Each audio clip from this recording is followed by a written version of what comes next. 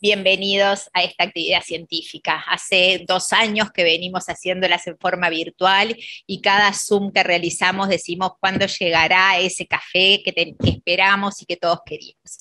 Bueno, en esta oportunidad la actividad va a ser a formato mixto, sea presencial y virtual. Tenemos un montón de gente conectada del interior que nos va a acompañar y gente de Montevideo que hoy no pudo estar. Aprovechando que estamos en mayo, el 5 de mayo es el Día Internacional de la Enfermedad Celíaca, así que qué mejor que hacerlo con una actividad vinculada. La dinámica de la actividad que vamos a hacer hoy va a constar, en primer lugar, vamos a tener una conferencia que la va a dar la doctora María Inés Pinto Sánchez. La doctora Pinto Sánchez es gastroenteróloga, es directora de la Clínica de Enfermedad Celíaca de McMaster University en Ontario, Canadá, y nos va a dar una conferencia sobre enfermedades vinculadas al trigo, diferencias y similitudes. A continuación de esa conferencia vamos a pasar a tomar un café y a compartir, ahí sí a poder encontrarnos un poquito, a charlar eso que tanto queríamos. Vamos a estar unos minutos compartiendo y a continuación la segunda parte de la actividad va a estar coordinada por la presidenta de la Sociedad de Gastroenterología, la doctora Virginia López, que vamos a hacer una discusión de casos clínicos y tenemos el placer de contar para la discusión con la profesora Carolina Olano y con la doctora Pinto Sánchez, que se va a conectar, gentilmente aceptó conectarse para poder discutir junto a nosotros los casos. Bueno, solo me resta agradecerles a todos y vamos a la conferencia.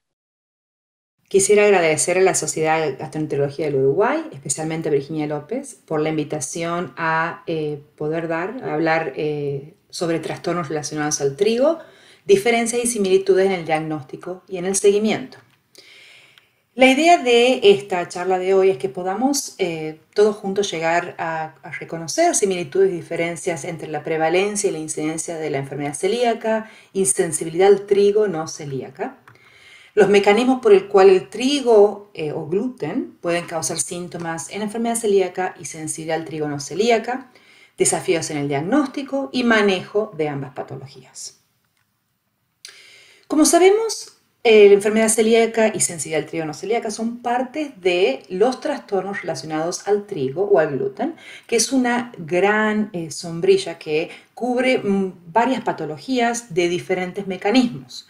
Entre ellas, cuando los mecanismos son autoinmunes mediados por IgA y IgG, tenemos diferentes patologías como la enfermedad celíaca, dermatitis herpetiformes, ataxia al gluten.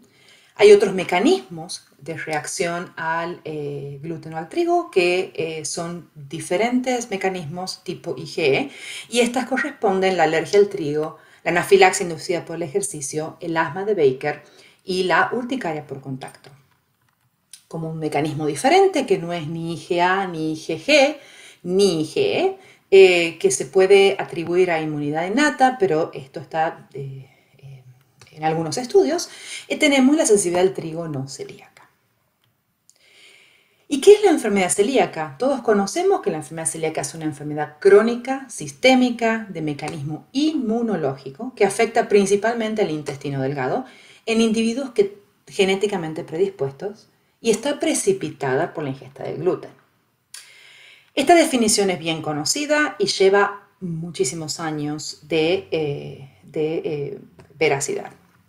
En cambio, la sensibilidad al trigo o al gluten no celíaca es un concepto más nuevo que surge por el hallazgo de persistencia de síntomas en personas en las cuales la enfermedad celíaca no se había demostrado. Y esto, las primeras datas de esta patología es de los años 1980, como ustedes pueden ver en este estudio publicado en Gastroenterología.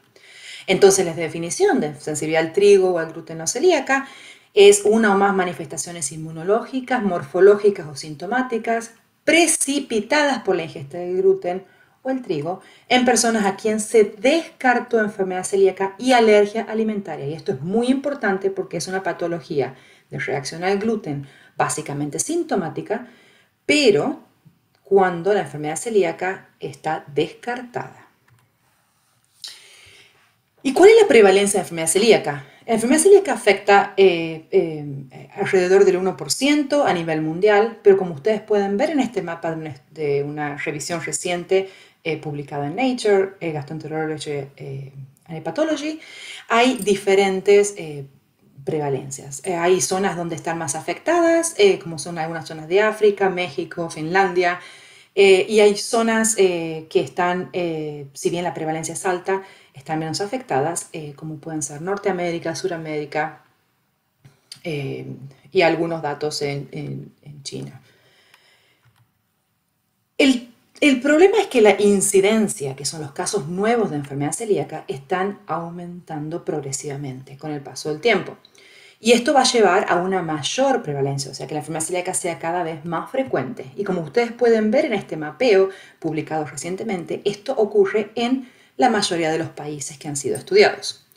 ¿Y por qué se da esto? Las razones no son completamente conocidas, si bien se piensa que puede ser multifactorial, en la cual la mejoría del acceso a los test diagnósticos, mejoría en el conocimiento de la enfermedad celíaca, incremento en el consumo del trigo, y después hay unos cuestionamientos en si la modificación genética del trigo, si el aumento de estrés que produce alteraciones de la permeabilidad, alteraciones de la microbiota, uso de antibióticos a edad temprana, infecciones virales que puedan incrementar esta incidencia, tiempo de introducción del gluten, cantidad del gluten, todos estos factores podrían contribuir, aunque no hay un solo factor demostrado.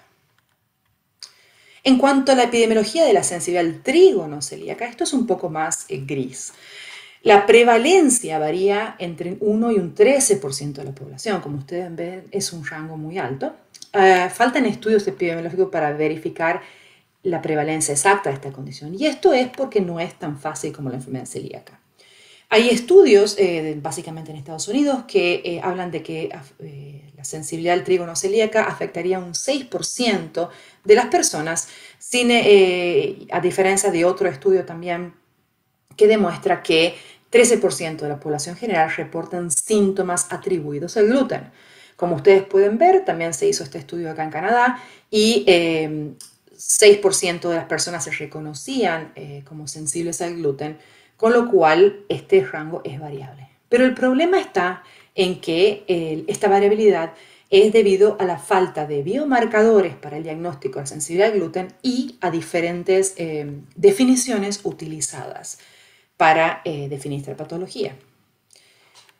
En cuanto a la presentación clínica de la enfermedad celíaca, como ustedes ven acá, está definida ya como un camaleón clínico. Y esto es porque la enfermedad celíaca se puede presentar en formas diferentes, con alteraciones gastrointestinales, neurológicas, hematológicas, hepáticas, musculoesqueléticas, alteraciones ginecológicas. Entonces se puede presentar con una gran miríada de síntomas o en forma completamente asintomática.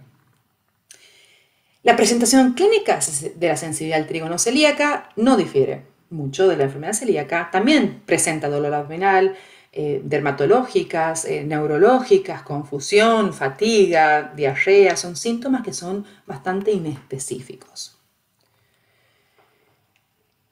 ¿Qué es lo que causa ambas patologías? En la enfermedad celíaca, como vimos en la definición, había resaltado la parte inmunológica, porque esto es requerido, y también había resaltado el consumo de gluten y la parte genética. Es decir, para desarrollar la enfermedad celíaca tiene que haber un componente genético que predisponga, que afecta al 99% de los celíacos, y a un desencadenamiento por el gluten, una reacción al gluten, aunque no en todas las personas que presentan la genética van a desarrollar esta alteración del gluten.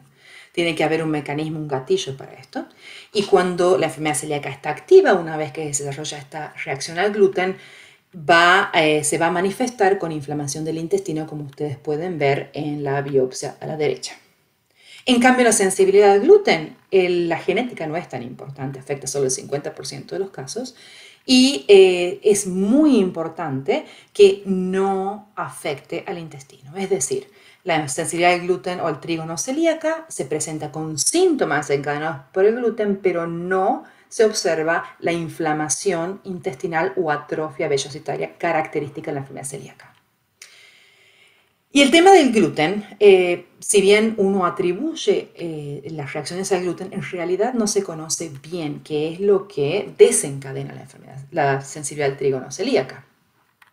Los primeros reportes de reacciones al gluten fueron desarrollados, documentados en el 2011, como en este estudio randomizado controlado, en la cual se veía una clara diferencia de reacciones sintomáticas a la dieta al gluten versus placebo o dieta sin gluten.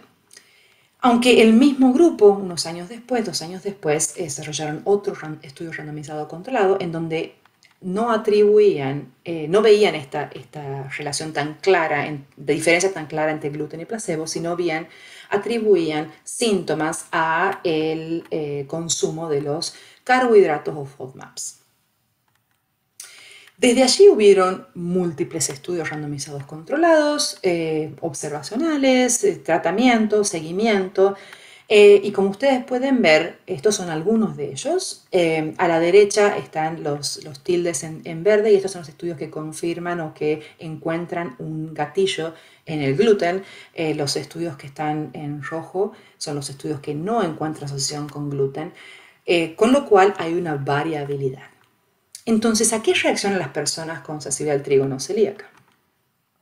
Como ustedes bien conocen, el trigo, el grano de trigo tiene varios componentes que pueden desencadenar reacciones. Entre ellas, lo que están con las flechas azules son proteínas y las flechas verdes son carbohidratos. El gluten es la proteína más abundante, que es en el trigo, y constituye el 80% de las proteínas, y está compuesta por dos componentes, la gliadina y la glutenina. Cualquiera de estos componentes puede causar reacción en una persona celíaca y no celíaca. En cuanto a las otras proteínas, la segunda más frecuente es los ATIs, o inhibidores de la amenaza tripsina. Estos también pueden causar síntomas, como vamos a ver ahora, y las aglutininas de germen de trigo, que son las menos abundantes que están en el germen, también podrían causar. Y hay otras reacciones causadas por los carbohidratos, como son los fructanos o los polioles. ¿Y qué es lo que causan todos estos componentes? Bueno, pueden causar diferentes reacciones. En la principal puede haber reacciones, pueden estar causadas por digestión de estas proteínas del gluten. Y como sabemos, la digestión depende de las enzimas en el huésped, pero también depende de las enzimas bacterianas de la microbiota intestinal. También puede haber alteraciones de la microbiota que cause liberación de metabolitos o por estas enzimas, produciendo síntomas y inflamación de bajo grado y alteraciones de la motilidad intestinal. También puede ser que la fermentación de los carbohidratos cause síntomas por distensión y por formación de gas. También puede ser que la estimulación, que puede ser una estimulación inmunológica de bajo grado, con estimulación de la inmunidad innata, y algún incremento de la permeabilidad intestinal, o también puede ser que haya una respuesta mucosa Th1, como ha sido demostrado en unos estudios de challenge en el recto. En esta revisión del grupo de doctora Verdú y Caminero, se simplifica muy bien las reacciones, los diferentes componentes de la pérdida de la tolerancia oral al gluten, que puede ser perfectamente aplicada a otros antígenos dietarios. Como ustedes ven ahí, infecciones o cambios en las bacterias podrían producir alteraciones de la permeabilidad intestinal, llevando a una alteración inmunológica. Si bien estos han sido antígenos alimentarios más relacionados a las proteínas, como ustedes pueden ver, ha habido otros estudios más recientes en los cuales sugieren que los fructanos o carbohidratos inducirían síntomas en las personas no celíacas o con sensibilidad al gluten. Si bien, como ustedes pueden ver en este gráfico, los fructanos inducirían mayor diferencia respecto al placebo, todos estos estudios tienen ciertas limitaciones. En el caso de este estudio publicado en Gastroenterology, la definición involucraba a pacientes con dieta libre de gluten de mayor de 6 meses que recuerden que habían mejorado con la dieta, y a veces este recuerdo no es tan acertado. Entonces la definición de la población podría ser un sesgo. La enfermedad celíaca no ha sido completamente descartada, ya que exigían biopsia o genética, pero no serología en ese momento. Y la intervención que hicieron era con bajo contenido de gluten. También los mismos autores publican otro gráfico en el cual, como ustedes pueden ver ahí, no hay diferencias significativas entre la reacción a gluten, fructanos y placebo, con lo cual quedan ciertas dudas si es el gluten, los fructanos o la combinación de ellos. Otro de los estudios en el cual se comprueba esta diferencia entre los carbohidratos y las proteínas ha sido publicado recientemente y demuestra que las alteraciones bacterianas en las cuales han sido asociadas con síntomas también están relacionadas a los diferentes componentes.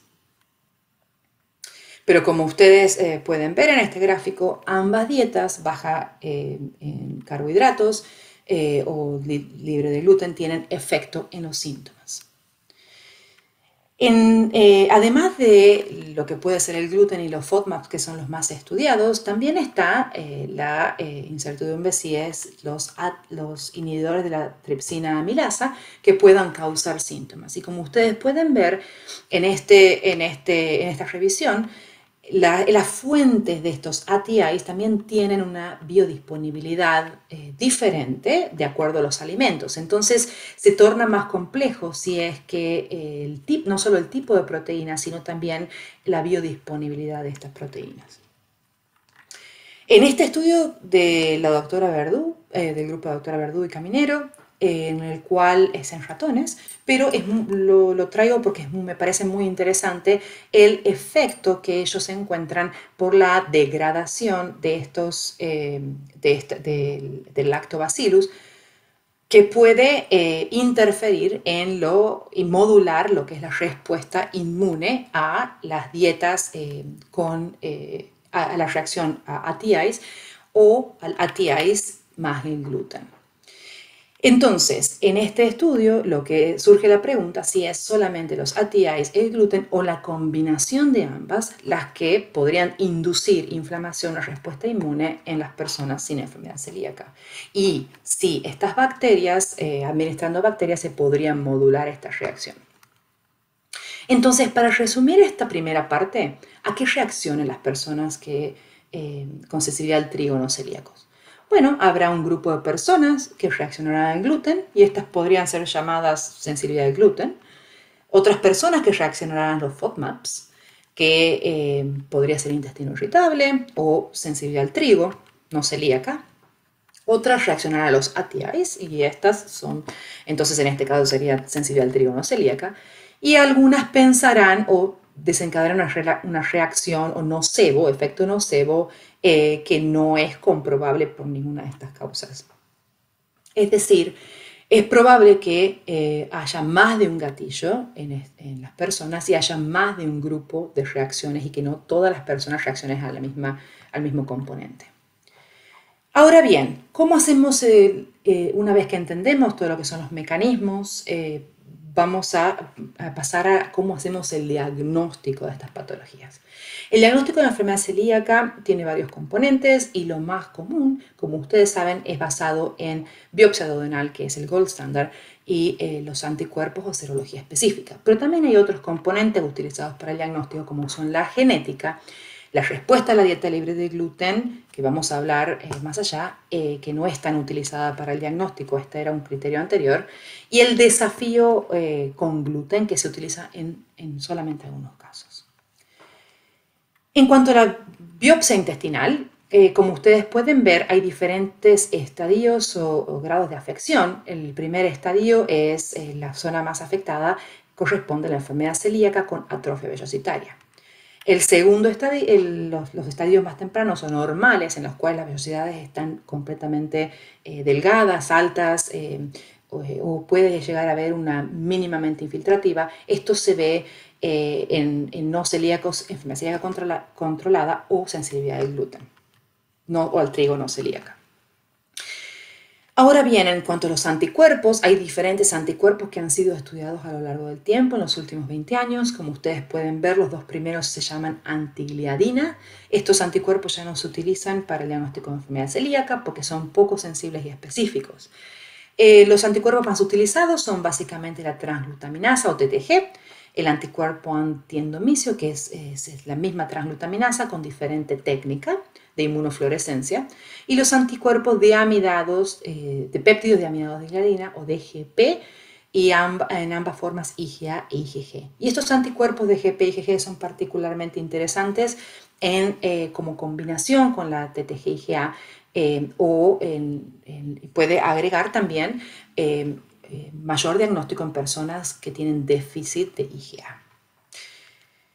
En una revisión sistemática muy recientemente publicada, se puede ver que la mayoría de estos anticuerpos estudiados son los TTG, con más de 20 estudios en el tema, seguidos por los antiendomicio, y muy pocos estudios evalúan los DGP. Y como se puede ver en estos gráficos, en estas curvas ROC, se ve la performance o el desempeño de estos anticuerpos. Como ustedes pueden ver, la cruz esta negra es el resumen del desempeño de estos anticuerpos, y cuando están más cerca del 1 de la línea es una relación perfecta, cuando está más lejos se comporta, es un desempeño peor. Entonces, como ustedes pueden ver, hay una gran heterogeneidad en los estudios, en la respuesta de estos anticuerpos, si bien tiene una performance bastante buena. Es así también el antiendomicio, que tiene un mejor desempeño debido a su mayor especificidad. En cuanto a los anticuerpos transglutaminasa y de GP-IgG, si bien no hay muchos estudios, hay muy pocos estudios, por lo cual no se puede hacer un resumen o una conclusión respecto a esto. Por eso ustedes no ven esta cruz negra de resumen de efectividad o de desempeño. En cuanto a la combinación de los anticuerpos, como ustedes pueden ver, agregando de GPs a la transglutaminasa, se dispersa bastante la respuesta y no hay un cambio, si bien hay muy pocos estudios, no hay un cambio muy grande respecto a detectar solo TTG-IgA. Y la combinación de ambos DGP tiene un desempeño que no es mejor que la combinación previa o que la TTG sola. Con lo cual, en esta revisión sistemática lo que recomiendan es realizar anticuerpos anti-TTG-IgA para detectar enfermedad celíaca y con lo cual es mejor para descartar la enfermedad celíaca, y los anticuerpos antiendomicio son mejores para confirmar la enfermedad celíaca. Es por eso que si recomiendan esta combinación, si bien reconocen que hay un alto sesgo de los estudios, y cuando dividen estos estudios por alto sesgo y bajo sesgo, los resultados y la performance de los anticuerpos cambian. Hay una gran heterogeneidad en estos estudios, y uno de los problemas de sesgo de estos estudios es que la evaluación de las biopsias no fueron ciegas a los resultados de los anticuerpos. Entonces los patólogos y el resultado de las biopsias pueden estar influenciados por estos resultados de los anticuerpos, lo cual cambia los resultados. Entonces, para esto se necesitan estudios de diseño más riguroso que puedan sobrepasar estos sesgos y se puedan sacar resultados con mayor credibilidad. En nuestra experiencia en McMaster también evaluamos esta performance de los anticuerpos en 687 pacientes que tuvieron test serológicos hechos en McMaster en los últimos 3 años. 297 de ellos tenían IgA normal, y los test estos eran hechos al momento del diagnóstico. Y comparados con la biopsia duodenal, se vio que el DGP que el TTG se desempeñaba mejor que el DGP solos, y que la combinación de TTG más DGP no era muy diferente o no incrementaba el desempeño de estos anticuerpos. con lo cual es bastante similar a los resultados hallados en la revisión sistemática. En cuanto a los anticuerpos en sensibilidad al gluten, estos anticuerpos, es muy importante que estos anticuerpos transglutaminasa, antiendomicio, DGP, tienen que ser negativos. Si bien hay algunos estudios que hablan que DGP podría ser positivo en algunos casos con sensibilidad al trigo no celíaca, que es cuestionable. Ahora bien, estos antigliadinas que yo hablé que no se hacen más para el diagnóstico de enfermedad celíaca, se pueden llegar a utilizar en sensibilidad al gluten, ya que son positivos en el 50% de los casos. Y con respecto a la sensibilidad al gluten, no hay un marcador biológico para diagnosticar sensibilidad al trigo o al gluten no celíaca, y el diagnóstico es básicamente clínico. Pero con respecto a estos anticuerpos, antigladinas IgG, como dije previamente, pueden ayudar al diagnóstico y han sido propuestos como parte de los métodos de diagnóstico porque se han encontrado incrementados en gran proporción de estos pacientes con respecto a voluntarios sanos. En un estudio que nosotros hicimos con el grupo Dr. Verdú y el Dr. Shemek-Perchik en McMaster, en 50 pacientes con intestino irritable, 25 controles sanos, estos pacientes fueron sometidos a una dieta libre de gluten por un mes y evaluamos cambios de bacterias, cambios de motilidad intestinal, cambios de síntomas en respuesta a la dieta libre de gluten. Y en este estudio, lo que pudimos evaluar es que los antigliadina, especialmente los antigliadina IgG, eran los marcadores más potentes, más fuertes, prediciendo una respuesta positiva, sintomática a la dieta libre de gluten. Con lo cual apoya los resultados previos. Ahora bien, esto fue en cuanto al diagnóstico y en cuanto al tratamiento. Una de las preguntas es cuán estricto tiene que ser un paciente con enfermedad celíaca, sensibilidad al gluten no celíaca o trigo no celíaca a la dieta libre de gluten. En enfermedad celíaca, basado en estudios previos, como este del Dr. Katasi, que ya es un estudio bastante viejo, casi de 20 años, se vio que mínimas transgresiones o mínimas montos de gluten, como es 50 miligramos, puede desencadenar reacciones inflamatorias, con lo cual esto lleva a la recomendación de que la dieta libre de gluten en un celíaco tiene que ser muy estricta. En cambio, la dieta libre de gluten, sensibilidad al trigo no celíaca, nosotros y estudios previos también vimos que la respuesta sintomática no variaba con mínimas transgresiones, con lo cual uno se cuestiona si la restricción al gluten en vez de una dieta libre de gluten puede ser suficiente en el caso de sensibilidad al trigo no celíaca. Ahora bien, más allá de la dieta libre de gluten, hay varias drogas en investigación actuando en diferentes mecanismos fisiopatológicos para enfermedad celíaca, básicamente. La primera droga que vamos a evaluar son las enzimas glutenasas, en las cuales actúan la parte luminal digiriendo el gluten. También en la parte luminal, actuando a nivel de gluten, están los polímeros que secuestran gluten e impiden la absorción del gluten. También se encuentran los probióticos que pueden actuar por diferentes mecanismos, con mecanismos antiinflamatorios, por las enzimas que vimos anteriormente, actúan a nivel luminal y a nivel de la mucosa. También están los moduladores de las uniones estrechas y en este caso el larasotide, que es uno de los medicamentos más avanzados. También encontramos, están en estudio, los inhibidores de la transglutaminasa 2 y los otros medicamentos que bloquean las citoquinas o inmunomoduladores o biológicos anti-TNF, anti-interleuquina 15, 21 y 2. Otros de los moduladores inmunológicos actúan a nivel de las células T y como las nanopartículas que llevan estos medicamentos a bloquear e inducir tolerancia. Y también están los bloqueantes de la parte genética HLA-DQ2 y DQ8.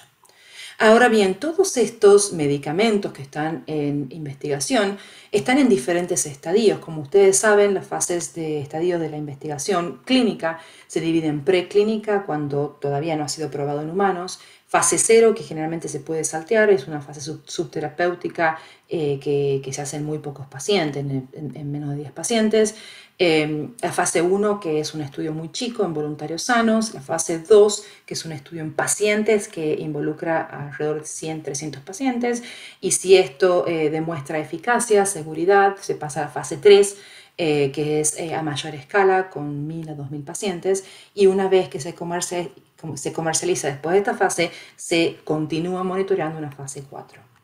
Ahora bien, hay varios medicamentos en investigación en la fase preclínica, como son las enzimas AMI02, los biológicos anti-interleuquina 15, 21, que es EQ102, EQ40, la glutenasa, los inhibidores bloqueantes de la genética de EQ2, de EQ8, y la vacuna sintética. En fase 1 están los inmunomoduladores, los inhibidores de la TG2, que han sido recientemente publicados los resultados, los inhibidores combinados de la interleuquina 2 e interleuquina 15, también el medicamento de Takeda, que es la glutenasa, y la inmunoterapia basada en Lactobacillus lactis. En fase 2, que están más avanzados, están el anti-interleuquina 15, de Provenbion, está el inhibidor de la transglutaminasa, están también las antigladinas, que está extraída de la yema de huevo, el latiglutenasa, que ya se había estudiado por otra empresa, y el medicamento de las nanopartículas para inducir inmunotolerancia en las células T de Takeda. La vacuna de Nexvax ha sido, por lo pronto, puesta sacado del estudio, porque no ha demostrado una eficacia. En la fase 3 está el arasotide, que es el medicamento más avanzado que actúa en las uniones estrechas.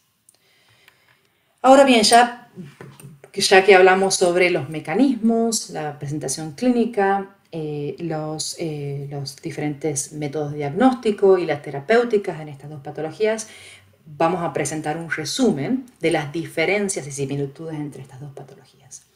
La enfermedad celíaca, como sabemos, afecta 1%, se conoce bien la prevalencia, y la prevalencia no es muy bien conocida en la sensibilidad al gluten o trigo celíaca, aunque se sabe que es de mayor prevalencia que la enfermedad celíaca. Los síntomas en enfermedad celíaca y sensibilidad al gluten son muy similares, con lo cual no podemos diferenciar. Los desencadenantes, sabemos bien exactamente qué péptidos deaminados y qué inmunogénicos inducen la enfermedad celíaca, aunque no conocemos bien los gatillos en la sensibilidad al gluten o al trigo celíaca. En cuanto a la fisiopatología, se conoce muy bien la enfermedad celíaca, que es lo que actúa con la estimulación de inmunidad innata, adaptativa. En cuanto a la sensibilidad al trigo celíaca, todavía no se conoce bien los mecanismos. Sabemos que la enfermedad celíaca la reacción inmunológica induce una enteropatía, en la cual se ve atrofia vellocitaria, que esto no pasa en la sensibilidad al trigo celíaca. En cuanto a los test diagnósticos, la serología, sabemos que la enfermedad celíaca puede presentarse con anticuerpos, la mayoría transglutaminasa, DGP, antiendomicio. En cambio, la sensibilidad al trigo celíaca tiene que tener, es más bien por descarte, negativos los anticuerpos típicos de enfermedad celíaca, y puede tener positivos los antigliadinas. En cuanto a la predisposición genética, es muy clara en la enfermedad celíaca, con la presencia de HLA de Q2 de Q8 en 99% de los casos. En la sensibilidad al trigo celíaca, la genética no es tan prevalente y puede estar presente esta genética en 50% de los casos. En cuanto al tratamiento, la enfermedad celíaca, ambos requieren dieta libre de gluten, pero la enfermedad celíaca tiene que ser estricta. En cambio, la sensibilidad al trigo celíaca puede no ser tan estricta. Es más bien guiada por síntomas. Y hay muchas terapéuticas de investigación en enfermedad celíaca, que algunas de ellas, incluyendo las enzimas, podrían ser efectivas en sensibilidad al trigo celíaca, y surge una nueva área de investigación. Uno de los tópicos que no hablamos son las complicaciones, que son conocidas en enfermedad celíaca como las más comunes y temibles. Son malnutrición, riesgo incrementado de fracturas y cáncer. y en la sensibilidad al trigo no celíaca es desconocido. Y esto en cuanto, finalizando, en cuanto al manejo, al seguimiento de estas patologías. En la enfermedad celíaca el seguimiento no es tan consensuado, aunque sabemos que hay que seguirlos, y básicamente el seguimiento está determinado para evaluar el cumplimiento de la dieta libre de gluten y manejo de síntomas y prevención de complicaciones. En sensibilidad al trigo no celíaca no hay recomendaciones de seguimiento. ¿Y cómo manejamos o determinamos adherencia a la dieta libre de gluten? Y hay varios métodos. Uno de los métodos más novedosos y útiles son la presencia de GIPs o péptidos inmunogénicos de gluten que se pueden encontrar por un test que se puede realizar en la casa o por ELISA en materia fecal o en orina. Y esto es muy útil para automonitoreo de la exposición o transgresiones porque tiene un periodo de ventana muy corto. Otro método para monitorear la adherencia a la dieta es la serología, aunque no son tan específicos como para diagnóstico. Son bastante imperfectos para monitoreo. En cuanto a síntomas, son poco confiables, no hay correlación de actividad de la enfermedad celíaca con síntomas.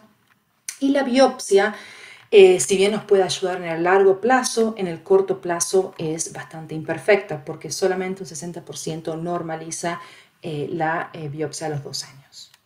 Para resumir, los mecanismos y gatillos de la enfermedad celíaca se conocen, aunque hay muy poca certeza en el conocimiento de sensibilidad al trigo no celíaca.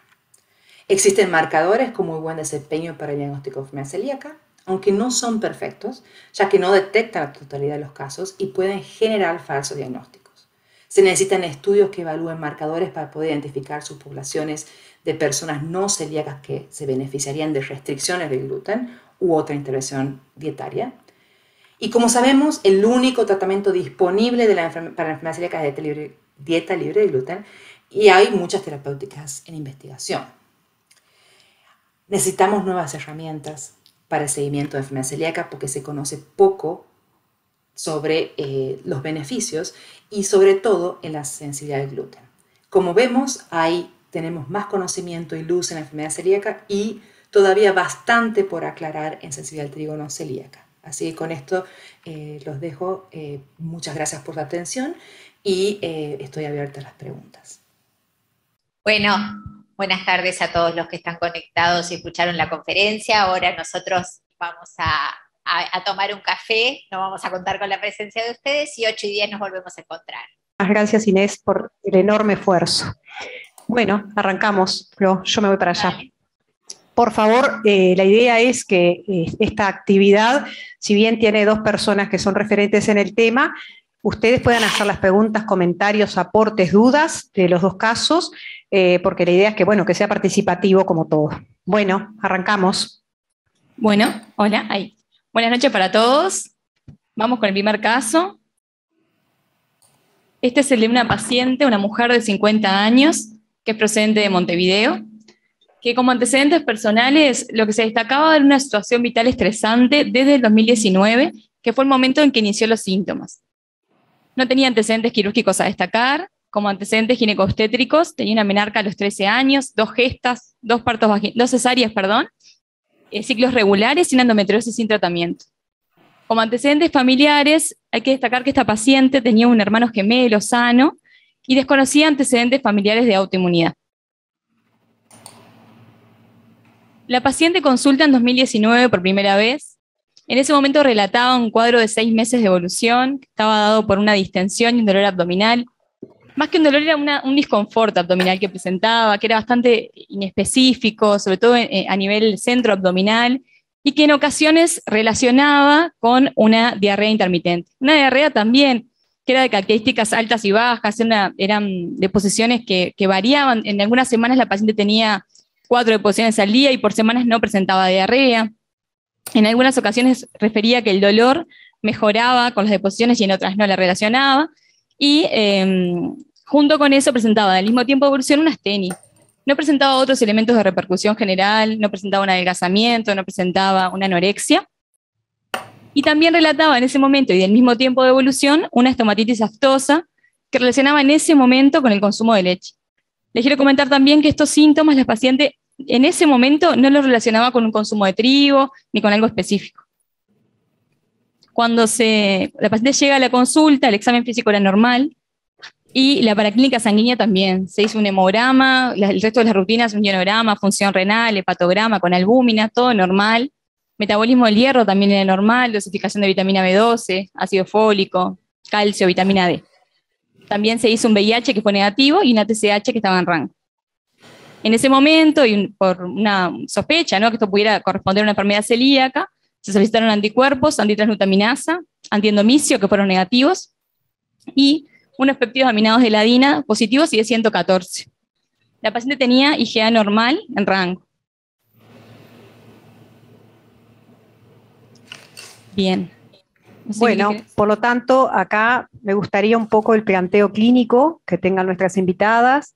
Se trata de una mujer entonces de 50 años, con una situación vital estresante bastante vinculada al inicio de sus síntomas, con síntomas algunos que María Inés ya nos fue comentando que no eran muy específicos de ninguna patología en particular, pero que quizás ustedes puedan darnos un poco una idea de la primera consulta que hubieran planteado, por supuesto asociados a la presencia de anticuerpos antitransglutaminasa y antiendomicio negativos, con una dosificación de IgA normal, y con la presencia de un péptido de aminado de gliadina, un título alto de 114.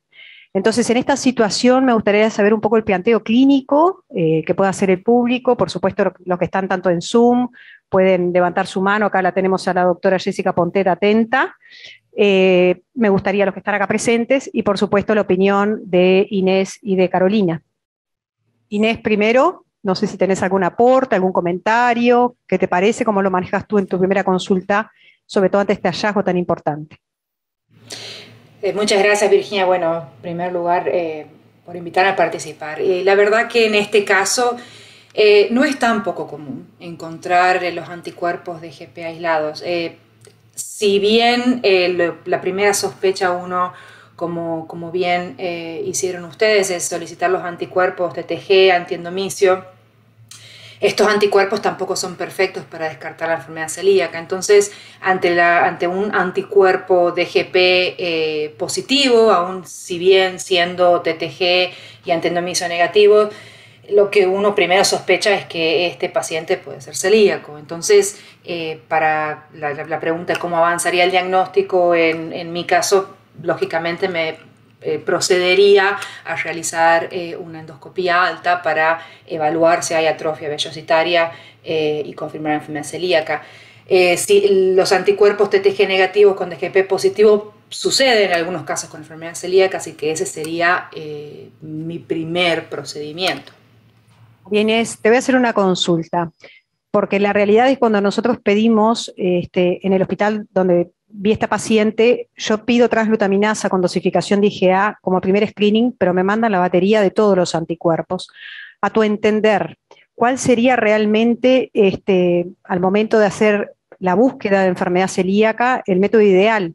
Nos pasa acá en Uruguay y estamos tratando de ver cómo podemos trabajar fuertemente justamente en ese aspecto, de que nos viene como un perfil celíaco donde viene toda la batería y a veces nos complica, porque si yo hubiera pedido un transglutaminasa negativo en ese momento con una dosificación de IgA, quizás esta historia no venía para acá de primera.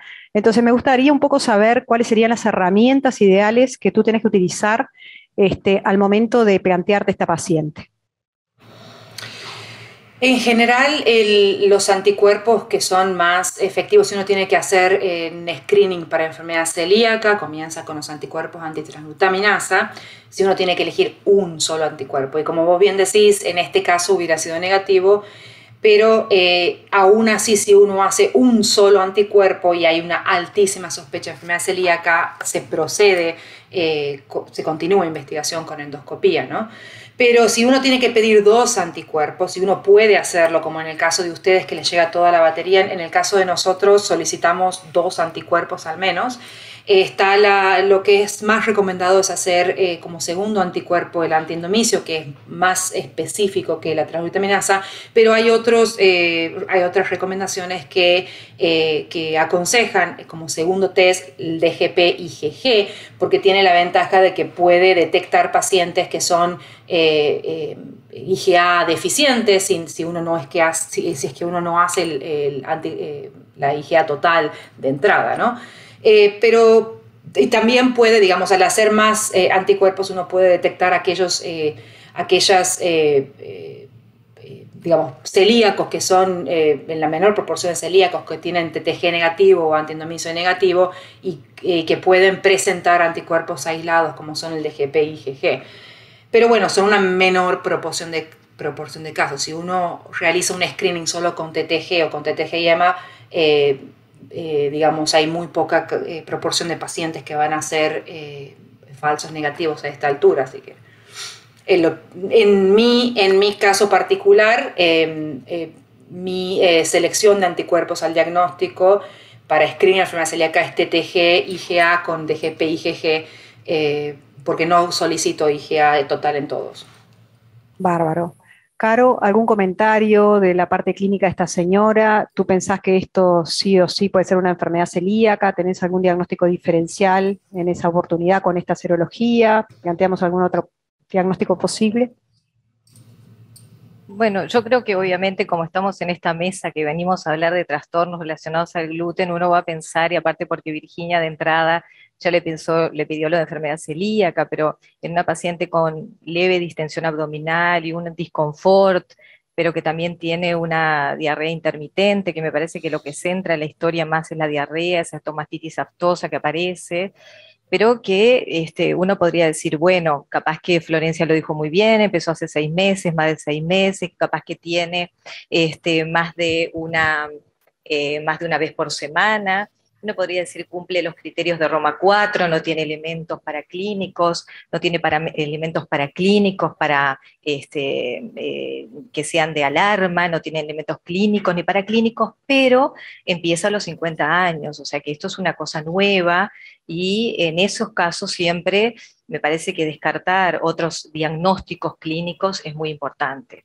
Obviamente que ahí el descartar la enfermedad celíaca es algo fundamental. Pero, no sé, Inés, a mí me parece que con la transglutaminasa y el antiendomicio, ¿no? Que son tan específicos y sensibles juntos, parece como bastante más alejado el diagnóstico de enfermedad celíaca y solamente con los DPG que te escuchábamos, uno como que aleja un poco más el diagnóstico en principio, solamente por los DPG. Uno podría decir, tampoco tiene una asociación con el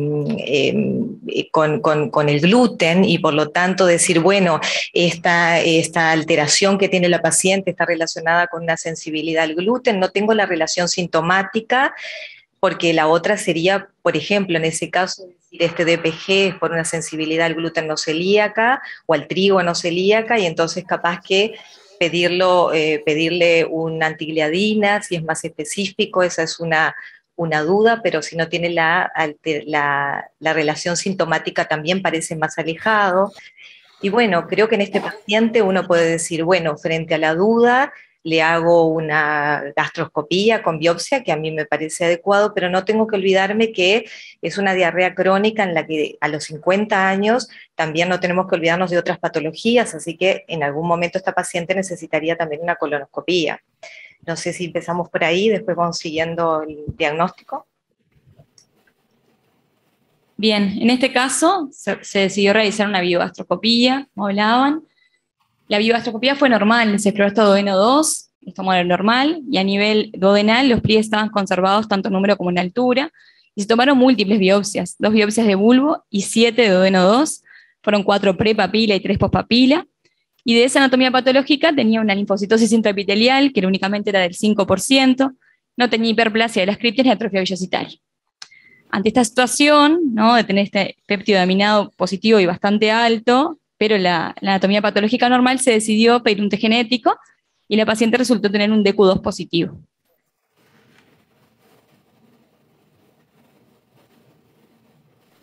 Bueno, en este momento me gustaría un poco la opinión de ustedes respecto a si les pareció oportuno solicitar el test genético en esta oportunidad, si hubieran planteado otros diagnósticos y quedábamos como que ese péptido de aminado de gliadina pudiera ser un falso positivo.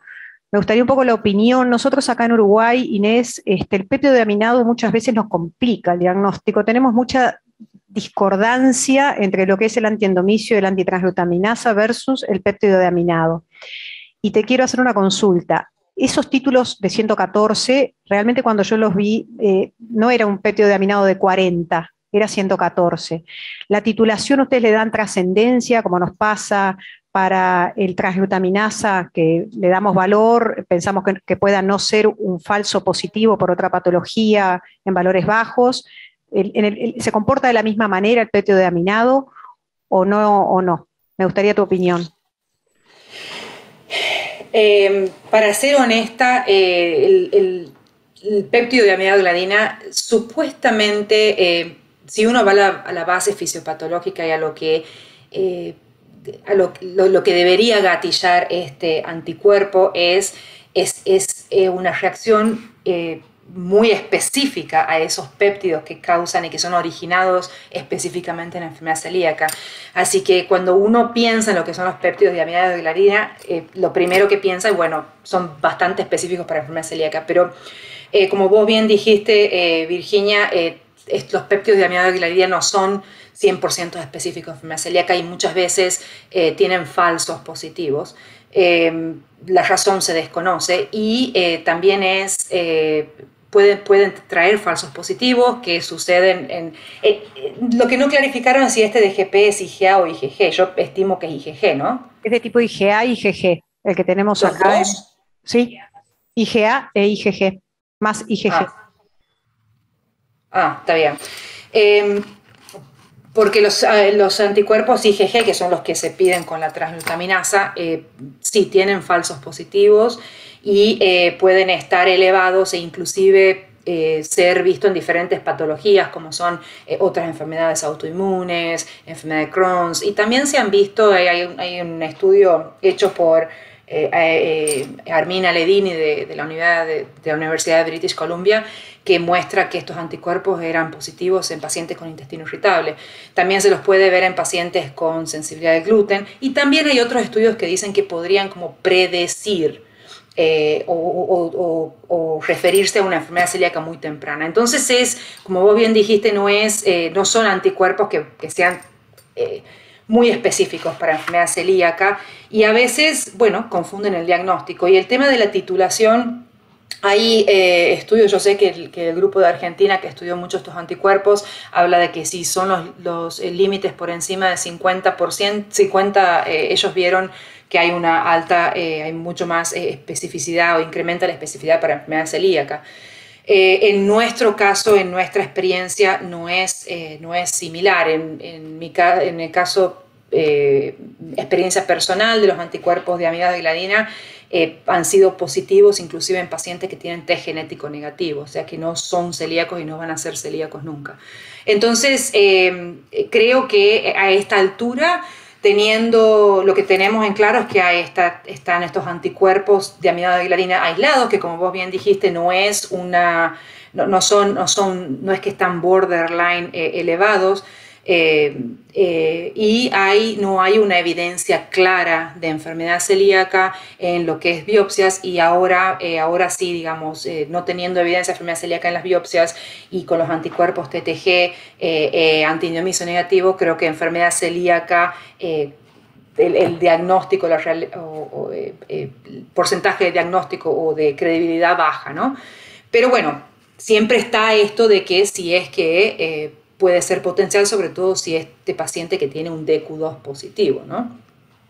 Igual tener el DQ2 nos plantea que podemos seguir con una cierta chance. Obviamente nos hubiera encantado que esta paciente nos hubiera dado por la negativa, cosa que habitualmente tampoco nos pasa. ¿Le hubieras pedido en esta oportunidad también el test genético? ¿Te parece que hubiera sido un marcador o lo hubieras pedido antes de la endoscopía? En el caso cuando tenemos discrepancia, una de las indicaciones del test genético es discrepancia entre test serológicos o test serológico y endoscopía, ¿no? Yo lo que hago en primera instancia es muy parecido a lo que hicieron ustedes, es solicitar los anticuerpos y si hay una discrepancia solicito endoscopía y si hay discrepancia entre endoscopía y los anticuerpos, el test genético. Perfecto. ¿Algún comentario, Caro, o seguimos? hubieran solicitado... Perdón. Sí. Una de las cosas que hubiera hecho a esta altura, como vos bien dijiste, por ahí Carolina creo que dijo, es hacer una colonoscopía, sobre todo por la edad de la paciente y para ver el ilion terminal, ¿no? Bueno, ¿algún comentario? Acá aprueba Susana sentada. Yo estoy de acuerdo con lo que dijo Carolina de entrada. Yo te voy a decir la verdad, 50 años, una alteración del tránsito que empieza. Yo no hubiera pedido DPG porque cuando pido el transglutaminasa con un IgA me viene negativo. Si tengo que elegir el segundo marcador, elijo el antiendomicio probablemente. Con esos dos marcadores negativos, IgA normal y este cuadro, hubiera pasado a la colono sin duda. Bueno, acá, buenas tardes, de acuerdo con la doctora Olano. Caro, a quien saludo desde Caracas. Bueno, muchísimas gracias. Tenemos desde toda América gente conectada en este momento. Agradecemos mucho que estén presentes. Una cápsula. ¿Qué dice? Ser candidata, no, pero preguntan así, muchas gracias Rosalba, y bueno, creo que la videocápsula en este momento no tenemos una indicación todavía, es una paciente que no tenemos ninguna, en principio no podemos pensar que se trate de alguna alteración o alguna indicación todavía como para hacer la cápsula endoscópica. Estamos al inicio del diagnóstico y así que antes de la cápsula tenemos varios estudios todavía para poder solicitar. Así que, bueno, vamos a ver cómo los resultados que nos van dando y seguimos charlando. Vea. Si fuera un paciente más joven, capaz que le hubiera pedido la calprotectina, pero una paciente de 50 años le vamos a hacer la colonoscopía. Entonces, me parece, digo porque está bien, perfecto. El tema de la calprotectina es un tema también que me parece que está bueno que quede en la cancha, de la utilidad de la calprotectina, y bueno, estamos de acuerdo que nosotros avanzamos, no nos quedamos solo acá. Avanzamos. Seguimos.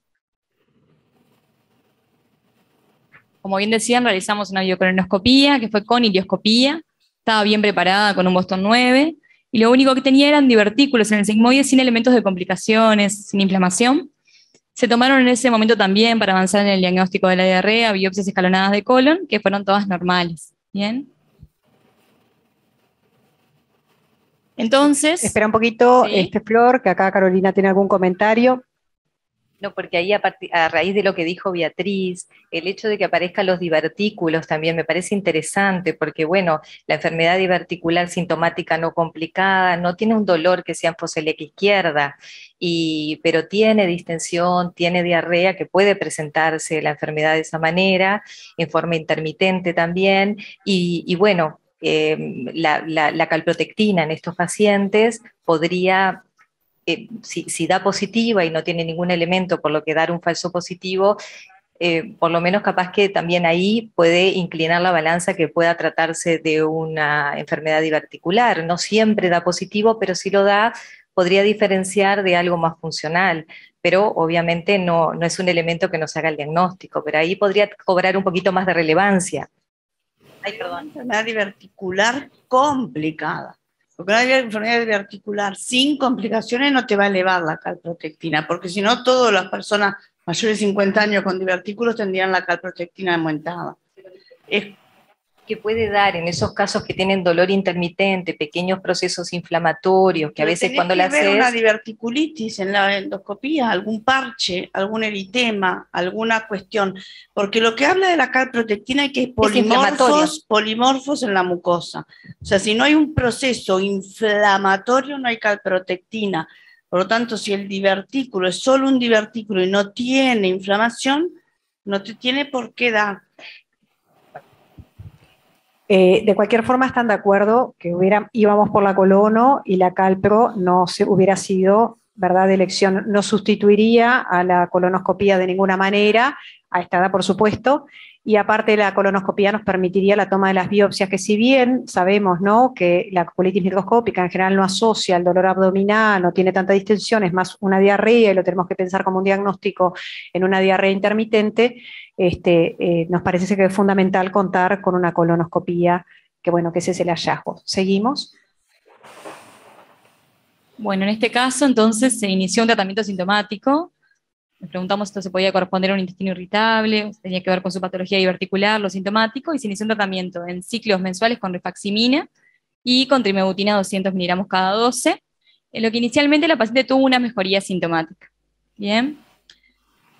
En el pasaje del tiempo de las consultas, que fueron pocas porque estábamos en el momento de pandemia, pero la paciente nos refiere que en la evolución de sus síntomas los empieza a vincular a un consumo de gluten. Cada cosa que antes no hacía, como habíamos visto, y en ese momento también agrega una caída de cabello, que no era una alopecia areata, pero sí tenía una caída difusa del cabello. De forma intermitente la paciente mejoraba y volvía a tener sus síntomas, y cada vez los vinculaba más al consumo de gluten, como les decía.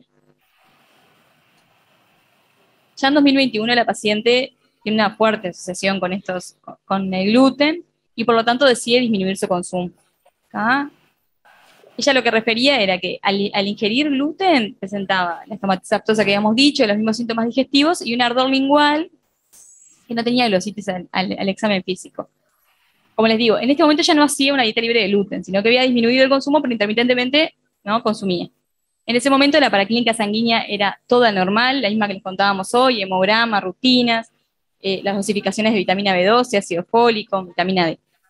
Se solicitaron nuevamente anticuerpos, y lo que pasó fue parecido a lo previo en 2019, antitransglutaminasa y antiendomisio negativos, pero péptidos aminados positivos, y esta vez de 51, ¿no? En este contexto que la paciente había disminuido el consumo.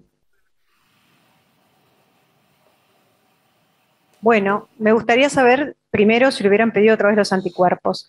Esta paciente fue vista en medio de la pandemia y uno no es que se defienda, pero uno entiende que a veces la cuestión telefónica, no ver al paciente, ¿no? Y la poca ida también a los servicios asistenciales no hizo una medicina como nos hubiera gustado a todos, pero en ese momento hicimos lo que pensamos que podía estar, que ahora revisando para atrás un poco la historia, cuestionamos capaz. ¿Hubieran solicitado otra vez los anticuerpos? ¿Les parece que sería de utilidad ver qué había pasado con esos péptidos de aminados de gliadina? La mujer por cuenta propia decide suspender por momentos el gluten y ella me dice, yo me siento mucho mejor cuando lo vuelvo a comer, estoy con glositis, glositis no me dijo, pero tengo la lengua con ardor, como roja. Al momento de la consulta nunca se visualizó. Y la realidad es que la situación estresante de la paciente persistía. Entonces, ¿cómo hubieran ustedes procedido en ese momento? ¿Cómo definirían hoy, ¿no? Ya con estos 3 años de evolución a esta paciente?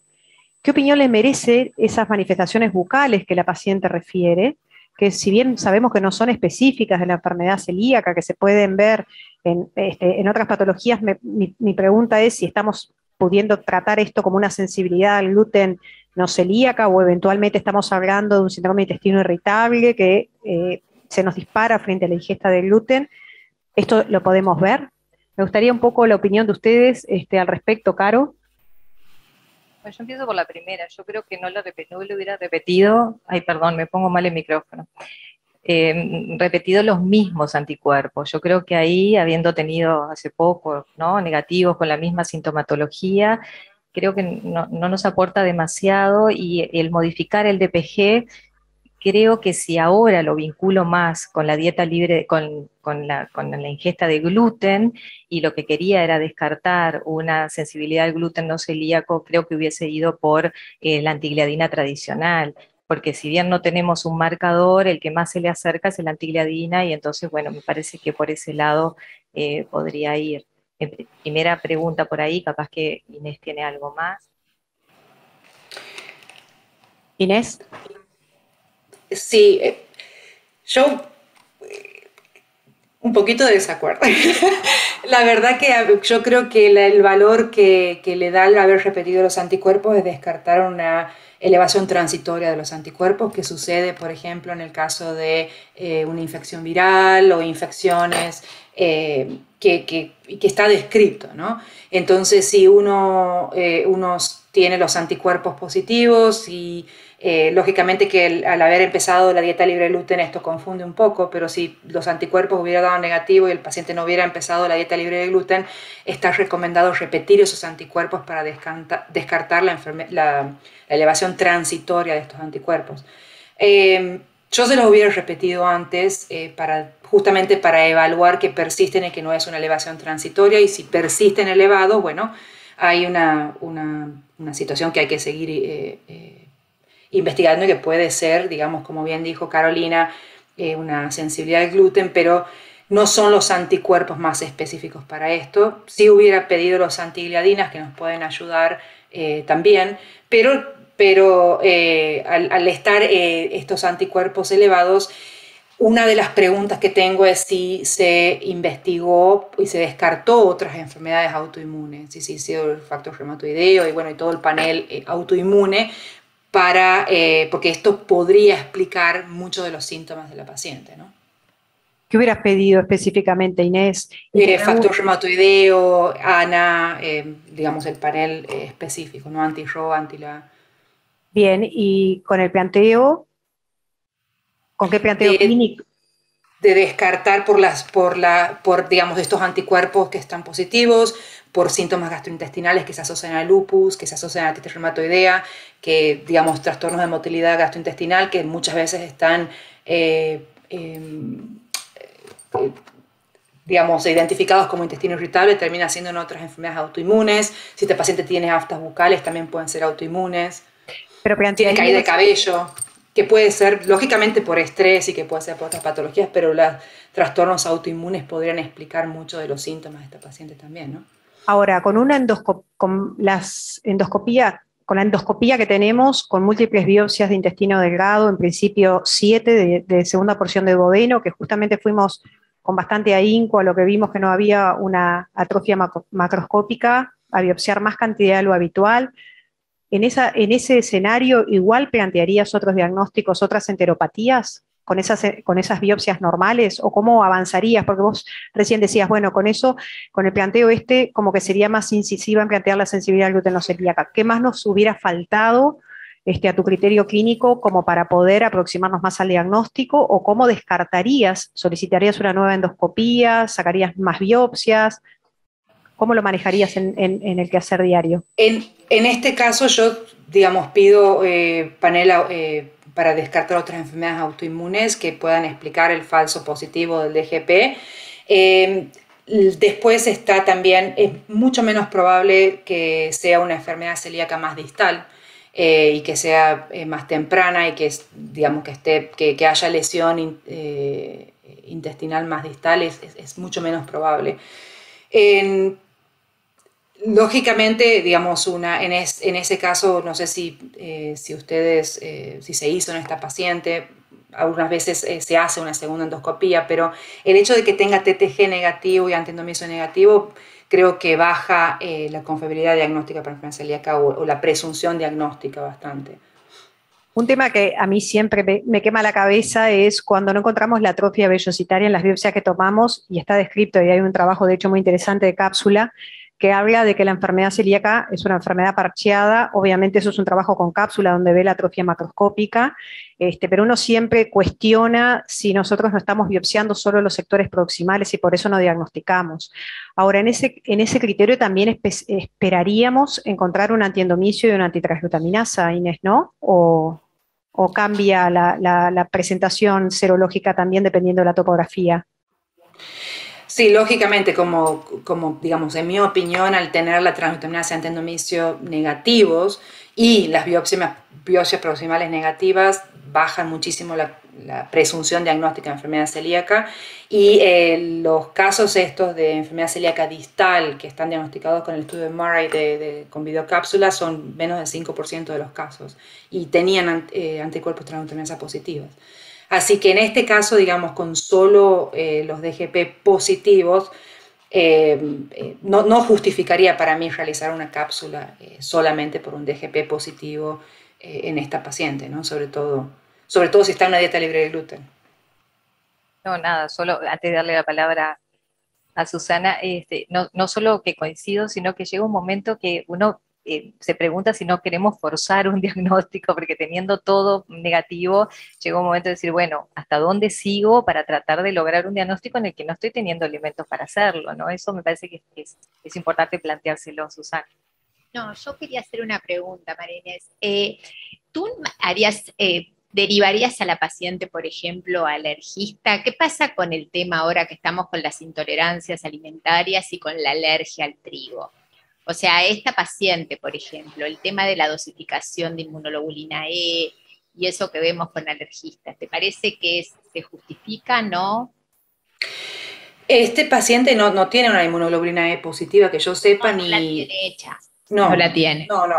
No, digamos, tampoco explicaría los DGP positivos, ¿no? Y en una paciente adulta la alergia alimentaria es muy rara.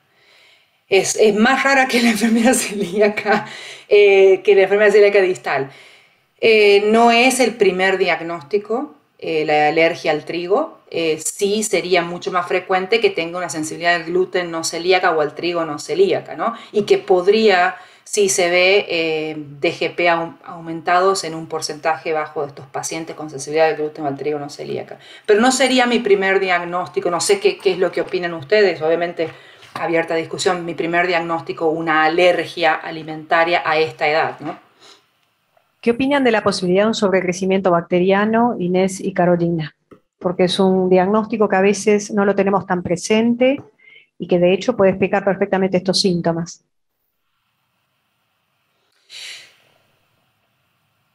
Yo, como quiera, no, yo iba a decir nada más que puede explicar perfectamente los síntomas y también puede asociarse a cualquiera de los otros diagnósticos que estamos planteando también, y que se hizo una prueba terapéutica, porque se le hizo rifaximina que tuvo una respuesta parcial, así que bueno, obviamente que ese diagnóstico puede estar. Lo que uno se pregunta es si tendría que ahora hacer un test de aire expirado para ver si podemos confirmar ese diagnóstico. No hace hace bastante, la rifaximina se le dio hace como un año ya, ¿no? En esta historia, ya me perdí un poquito.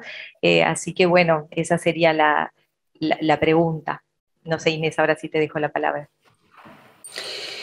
Sí, lógicamente sobrecrecimiento bacteriano digamos, es bastante, es un diagnóstico secundario que puede tranquilamente estar asociado a cualquier alteraciones de la motilidad gastrointestinal, inclusive si es un intestino irritable, si hay algunas alteraciones autoinmunes, también pueden presentarse con sobrecrecimiento bacteriano. Si pacientes sensibilidad al gluten o al trigo no celíaco también puede tener sobrecrecimiento bacteriano. Si fuera celíaco también, definitivamente, pero bueno, yo igual que Carolina, como había visto que le habían hecho la prueba terapéutica con rifaximina, me imagino que esto es por la ausencia del test del aire expirado durante la pandemia. Al menos nosotros acá es un test que no se ofreció durante la pandemia.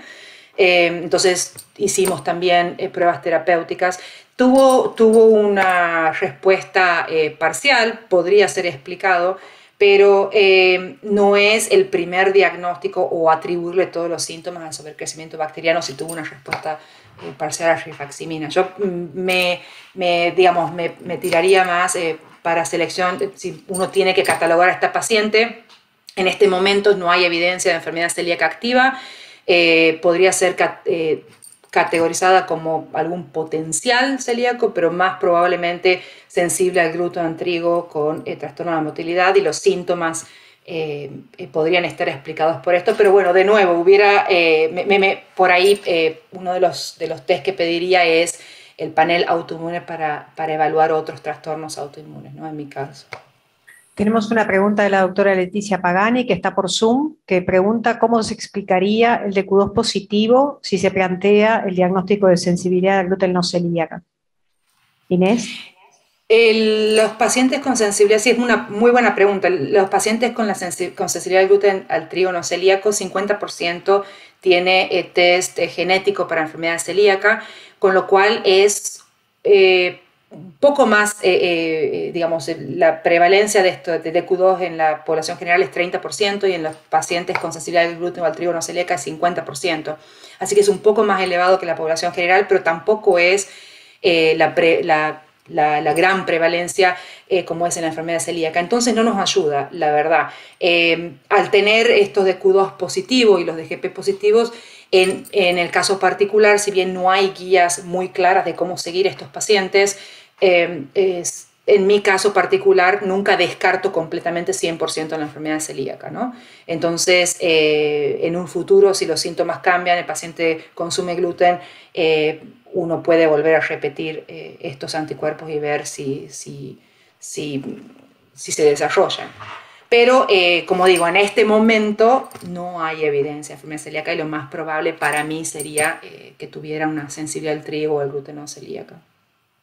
Y bueno, y ahí entonces le indicarías que inicie una dieta libre de gluten, en principio, basada un poco en los síntomas, Inés. El paciente está con la dieta libre de gluten, ¿no? La hacen forma, viste que es lo que nos pasa siempre, los que no tienen diagnóstico son los que adhieren estrictamente, por lo menos en la experiencia de las policlínicas, uno ve que los que tienen el diagnóstico confirmado a veces cuesta llevarlos, introducirlos a una dieta estricta, y estos que tenés los grises y las dudas diagnósticas son los que se ponen más estrictos que nunca. La mujer ahora decidió que va a hacer una dieta libre de gluten porque ella se siente bien si no consume gluten. Me lo dijo clarísimo, fue la última consulta y yo todavía le comenté que íbamos a conversarlo en un equipo de varios gastroenterólogos pensantes, así que ella ya tomó su decisión, pero bueno, más allá de la decisión de la paciente, que es obviamente la más válida, me gustaría saber cómo lo manejan ustedes. Esta paciente, ¿qué le indicas tú en tu consulta? ¿Tú podés comer? ¿Te haces responsable cuando consumas el gluten de los síntomas que puedan aparecer? ¿Le aconsejás, la envías igual a la nutricionista? ¿Cómo lo manejan en la práctica? En mi caso particular sí le aconsejaría dieta libre de gluten, sabiendo que no hay evidencia de enfermedad celíaca y planteando esto, ¿no? Nunca cierro las puertas completamente porque como hay un anticuerpo positivo, puede ser que signifique nada o puede ser que sea en un futuro que sea como que anticipe, como demuestran algunos de los estudios, que anticipe una enfermedad celíaca en el futuro. Entonces nunca cierro la puerta y digo, no, esto no es, pero no hay evidencia de enfermedad celíaca. Entonces yo sí le aconsejo, si la paciente se siente mejor para mejorar su calidad de vida, una dieta restringida en gluten. Como nosotros hicimos un estudio con pacientes con sensibilidad al trigo no celíaca, con dieta libre de gluten, y vimos que los pacientes que hacían la dieta libre de gluten estricta, no había una diferencia clara entre la mejoría de los síntomas con aquellos que hacían con mínimas transgresiones, y hay otros estudios también que demuestran eso. Lo más probable es que no sea necesaria una dieta estrictísima, como es en la enfermedad celíaca, para las personas con sensibilidad al trigo no celíaca.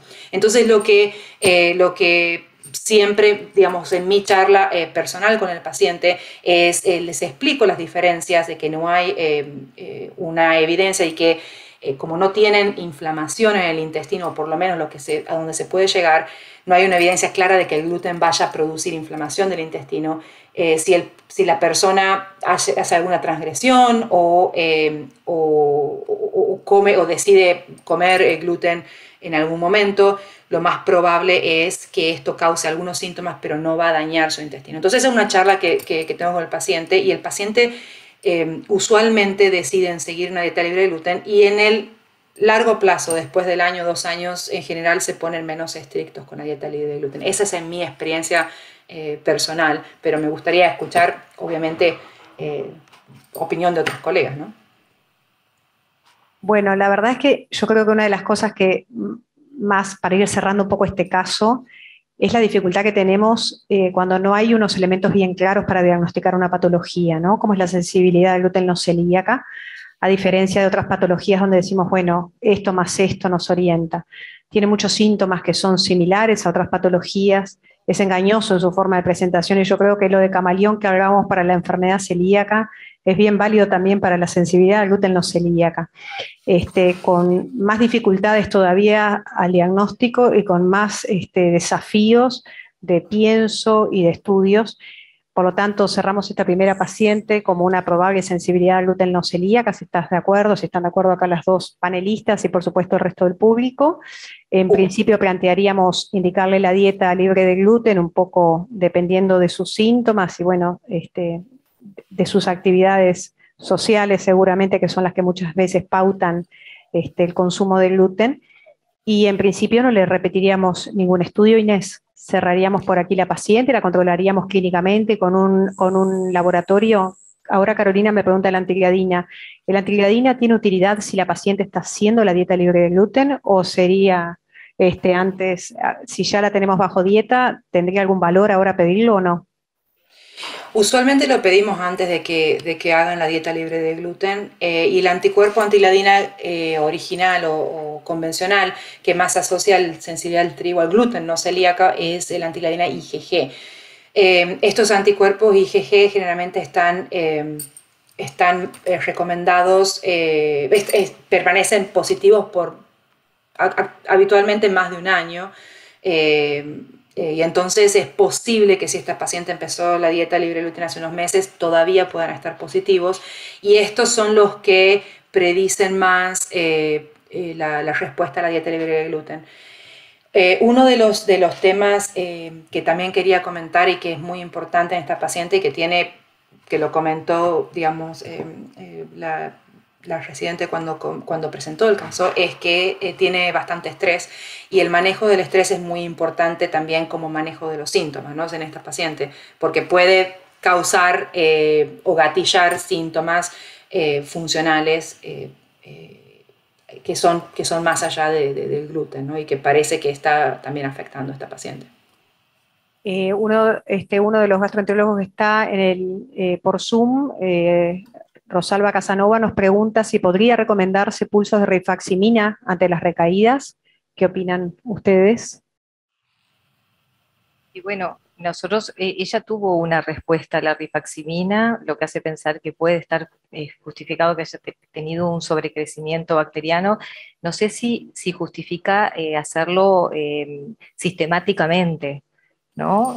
Porque ese tratamiento, el tratamiento para el sobrecrecimiento bacteriano, uno puede indicarlo y puede repetirlo en alguna otra oportunidad, pero no está comprobado que repetirlo en el tiempo se sostenga el tratamiento para el sobrecrecimiento bacteriano. Así que si nosotros estamos pensando que se lo vamos a hacer solo por eso, uno puede tener o puede plantear realmente estudiar si tiene un sobrecrecimiento bacteriano, y ahí lo haría realmente, buscaría el test de aire expirado para saber si realmente tiene el sobrecrecimiento bacteriano, y bueno, haría un nuevo tratamiento.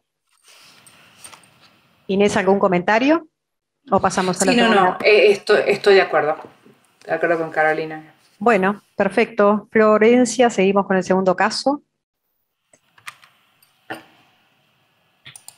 Bueno, este es el caso de una mujer de 46 años, procedente de Artigas, que es una paciente que tiene un muy mal medio socioeconómico, se incluyó en la historia de la paciente.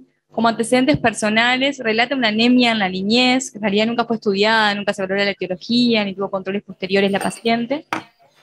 Como antecedentes ginecobstétricos, relata una menarca a los 15 años, presentó 2 gestas y 2 partos vaginales con recién nacidos sanos, excepto un hijo que tiene un trastorno bipolar como antecedente familiar, y desconocía a la paciente antecedentes familiares de enfermedades autoinmunes.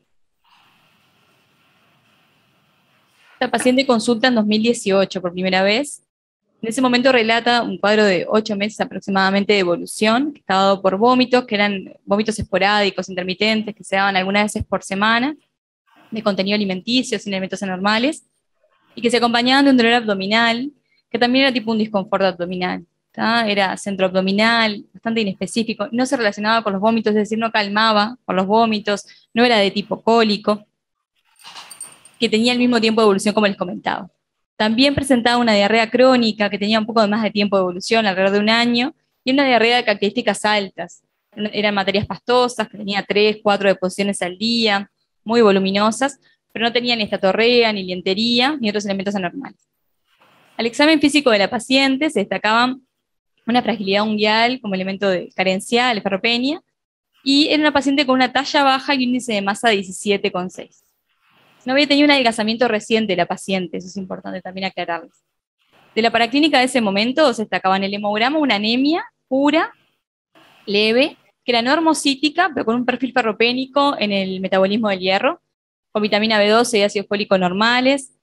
La vitamina D, el calcio también estaban en rango, tenía una TSH en rango, el resto de las rutinas eran normales, y lo que tenía era una PCR levemente elevada de 8. En este contexto, también a esta paciente se le solicitaron anticuerpos para enfermedad celíaca y presentaba antitransglutaminasa, antiendomicio y péptidos aminados negativos con una dosificación de IgA normal. Bueno, me gustaría un poco la opinión respecto a esta paciente, en una señora de una edad adulta, 46 años, con una historia de anemia en la niñez, que podríamos interpretarla por varios mecanismos, porque realmente viene de un medio socioeconómico. Artigas es un departamento en el norte del Uruguay, Inés, bueno, que desde el punto de vista socioeconómico es uno, te diría, de uno de los departamentos con más déficit, y aparte de un medio socioeconómico ella muy bajo. En esta situación en la cual tenemos esta anemia pura, ferropénica, con estos anticuerpos negativos, con una dosificación de IgA que en principio uno pensaría que podría excluir un falso negativo por déficit de IgA para el transglutaminasa y el antiendomicio, y volvemos a tener un péptido de aminado que es de tipo IgA e IgG. ¿Cuál sería el planteo? ¿Cómo avanzaríamos? ¿Con qué estudio arrancaríamos desde el punto de vista probablemente endoscópico? ¿El planteo de la enfermedad celíaca estaría presente a pesar de tener los anticuerpos negativos? ¿O piensan que definitivamente esta anemia está en el contexto más de una anemia por pérdida, como es la causa más frecuente de anemias ferropénicas? Carolina, y empezamos con Inés, tus comentarios. En el caso de esta paciente, digamos, sí, la causa más frecuente sería pérdidas. Creo que, no sé si comentaron si es que tenían ciclos menstruales muy intensos, es una de las causas más frecuentes, o estaba cerca ya de la menopausia. Eso me perdí un poco esa información. Pero lógicamente la segunda causa que habría que investigar es el origen gastrointestinal, de pérdidas gastrointestinales o malabsortivas, porque si esta paciente tiene diarrea crónica de características malabsortivas, uno tiene que tomar esto en cuenta también. Y es muy posible que esta anemia ferropénica sea secundaria también, o esté relacionada o explicada en parte a la parte malabsortiva. Y en este caso, si uno habla de malabsorción o de diarrea malabsortiva, diarrea crónica, en una paciente de esta edad, la causa más frecuente es enfermedad celíaca. Al tener los anticuerpos negativos, lógicamente, baja muchísimo el potencial o la credibilidad diagnóstica o la presunción diagnóstica para enfermedad celíaca, pero existe la enfermedad celíaca seronegativa también, con lo cual uno creo que amerita las endoscopías, ¿no? Realizar una endoscopía para... Bien. No, Carolina, frente a anticuerpos negativos, ¿qué cosas tenemos que hacer como un checklist en nuestra cabeza como para decir realmente son anticuerpos negativos, o estoy frente a una situación en la cual puedo tener un falso negativo aún siendo celíaco? ¿Qué cosas uno debería como rápidamente interrogar al paciente y tener bien presente para poder interpretar esos anticuerpos negativos? Ya hablamos algo de la dosificación de IgA, pero me gustaría un poco en qué otras situaciones de repente podemos tener negativos, hay algún fármaco, obviamente la ingesta. Yo acá iría un poquito antes, iría a la clínica de la paciente, ¿no? Porque si bien Florencia decía que tiene una diarrea crónica con las características de ALTE, que tiene una larga historia de anemia, que no es de ahora, entonces uno podría decir, bueno, justifico, como decía Inés, que esto, que obviamente que tiene la idea, o tenemos la idea de que puede ser malabsortivo, pero además de que podemos descartar la enfermedad celíaca, que cuando nos vienen los anticuerpos negativos, a mí lo que me preocupa es que la señora tiene dolor abdominal, que si bien es un dolor que no es muy importante, pero ¿no? Los celíacos pueden tener cierto disconfort, pero ya cuando lo hablan con dolor abdominal tiene vómitos. Entonces son elementos que exceden el diagnóstico o lo que vemos habitualmente como el diagnóstico primario de la enfermedad celíaca.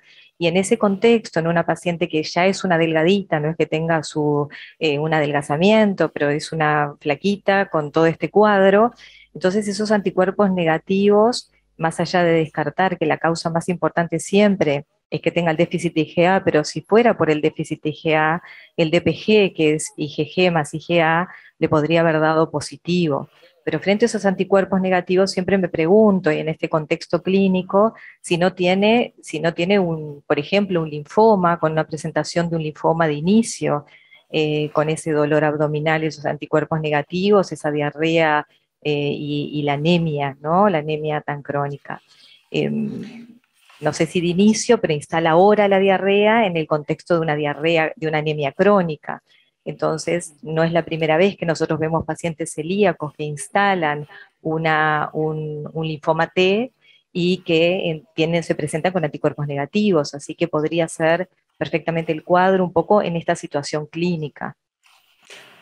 Una de las cosas que es importante interrogar y que también me perdí es si la paciente estaba en una dieta libre de gluten o no, que puede llevar... No. La paciente está comiendo harina totalmente, pero es una de las cosas importantes a evaluar, estamos de acuerdo, ¿no? Y la otra es si estaba tomando alguna medicación, por ejemplo, el mesartán, que pueda llegar a producir, o antiinflamatorios que puedan llegar a producir úlceras y erosiones en el intestino y que esto pueda llevar también a una anemia crónica. Y a su vez para el análisis, Inés, que me parece que es importante que recordemos que los anticuerpos negativos a veces en el consumo de corticoides o de inmunosupresores por otra patología, siempre los tenemos que tener presentes e interrogados al momento de analizar los anticuerpos. Anticuerpos negativos, siempre cuestionar si está consumiendo o no harina, cosa que nos pasa mucho en los familiares de primer grado, que a veces cuando hacemos el screening, como comen de una baja ingesta de gluten, ¿no? Que no es la situación de la paciente, pero salir un poco del paciente para dejar claro algunos puntos me parece que es importante. ¿Cómo avanzarían con esta paciente? ¿Qué estudios solicitarían en primera instancia? Inés. Yo dije, digamos, yo contesté que solicitaría endoscopía. ¿Una videoendoscopía digestiva alta o alta y baja? Yo haría alta y baja. Bien, avanzamos. En este caso, inicialmente se hizo una videogastroscopía, tenía un estómago normal, un bulbo de aspecto habitual, y en D2 tenía una disminución de los pliegues tanto en número como en altura. De la anatomía patológica, se tomaron biopsias claramente 2 de bulbo y 4 de duodeno 2. Teníamos una linfocitosis intraepitelial del 30%, una hiperplasia de las criptas y una atrofia vellocitaria que era de forma focal. Eso se describió como un MARSH 3A focal. Ante esta discordancia, ¿no?, entre los anticuerpos negativos y estos hallazgos en la biopsia, se decidió pedir un test genético. La paciente tenía un DQ8 positivo. Bueno, me gustaría que opinaran un poco en este nuevo escenario que tenemos. Me gustaría saber qué opinan de lo que son las atrofias focales, que es algo que los patólogos habitualmente nos mandan, qué trascendencia le damos, si la presencia de los 3 elementos, linfocitos intraepiteliales aumentados, hiperplasia de las criptas y atrofia vellocitaria puede corresponder solamente a una enfermedad celíaca, o tenemos diagnósticos diferenciales en el contexto de una enfermedad que no tiene anticuerpos positivos, habiendo descartado las otras causas de falsos negativos. ¿Cómo lo manejamos? Y con un DQ8 que todavía nos persiste la ruedita de la enfermedad celíaca en la vuelta. Inés.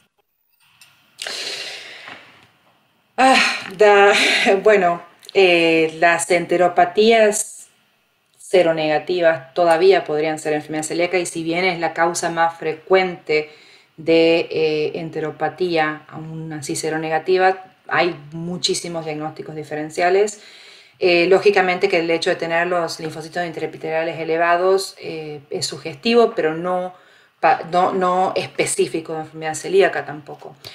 Como diagnósticos diferenciales habría en general, digamos, no sé si hicieron biopsia del estómago para ver el Helicobacter, pero Helicobacter, otras infecciones, HIV, medicamentos, lesiones de parasitosis, giardias, podrían explicar sobrecrecimiento bacteriano, podrían explicar estos hallazgos.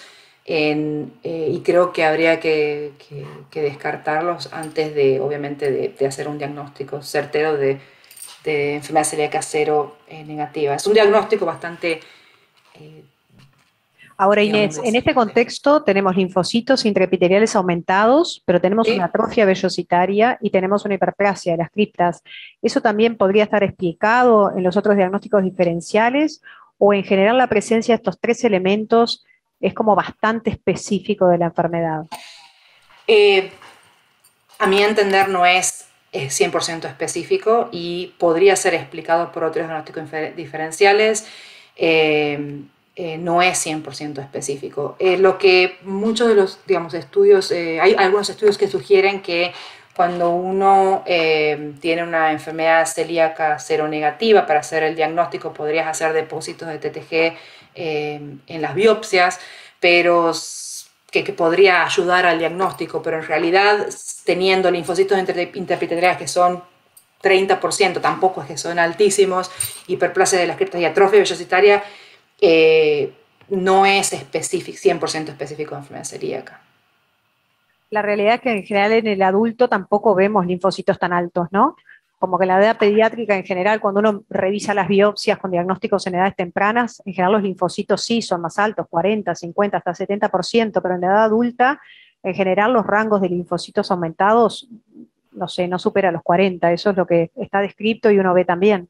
¿Caro?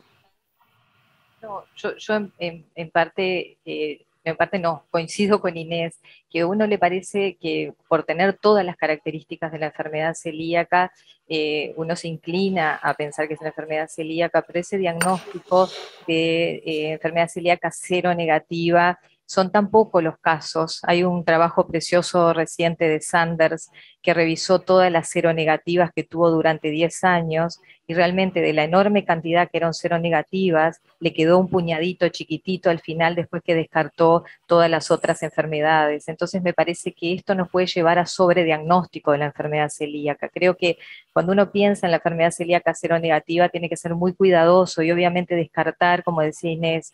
Yo estuve revisando cuántas de estas enfermedades que Inés decía, las infecciosas, las autoinmunes, los fármacos, realmente tenían las dos cosas, ¿no? Tenían la atrofia vellocitaria, porque uno sabe que pueden haber enfermedades que solo den atrofia, otras que solo den linfocitos intraepiteliales elevados, pero que tengan las dos cosas y que puedan simular la enfermedad celíaca. Bueno, muchos de ellos en distinto porcentaje pueden tenerla, inclusive el sobrecrecimiento bacteriano, una inmunodeficiencia variable, pueden sumar las dos cosas, y entonces ahí es donde nos hace, creo que empezar a descartar un montón de otras enfermedades antes de ponerle el rótulo finalmente de que es una seronegativa. Digo por la tranquilidad de que realmente no estemos sobrediagnosticando o forzando diagnósticos que sabemos que es tan infrecuente o tiene un tan poco porcentaje. Y de hecho es una cosa que permanentemente escuchamos, ¿no? Con el tema de la enfermedad celíaca, el tema del sobrediagnóstico, ¿no? ¿Cuántos de aquellos pacientes que andan con los sellos de enfermedad celíaca a la larga no lo tienen? Una de las consultas es ¿qué opinan del HIV y coproparasitarios seriados? ¿Hubieran solicitado allí en primera instancia? El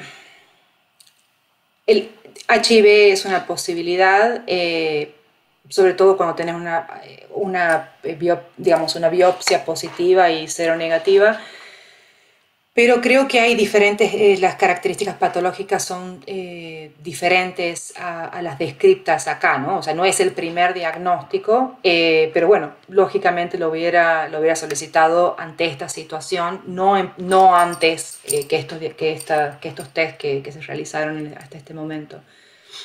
Y más que coproparasitarios, capaz que Giardia, ¿no? Que es la que podría dar las atrofias y, ¿no? Capaz que más que específicamente coproparasitario, cuando se hacen las biopsias, buscar específicamente la Giardia. Y sobre todo en estos medios socioeconómicos más complicados, ¿no? Donde la Giardia puede ser una de las causas. Bueno, ¿cómo le diagnosticamos? Hasta ahora que le decimos a la señora que tiene y le indican o no dieta libre de gluten. Inés.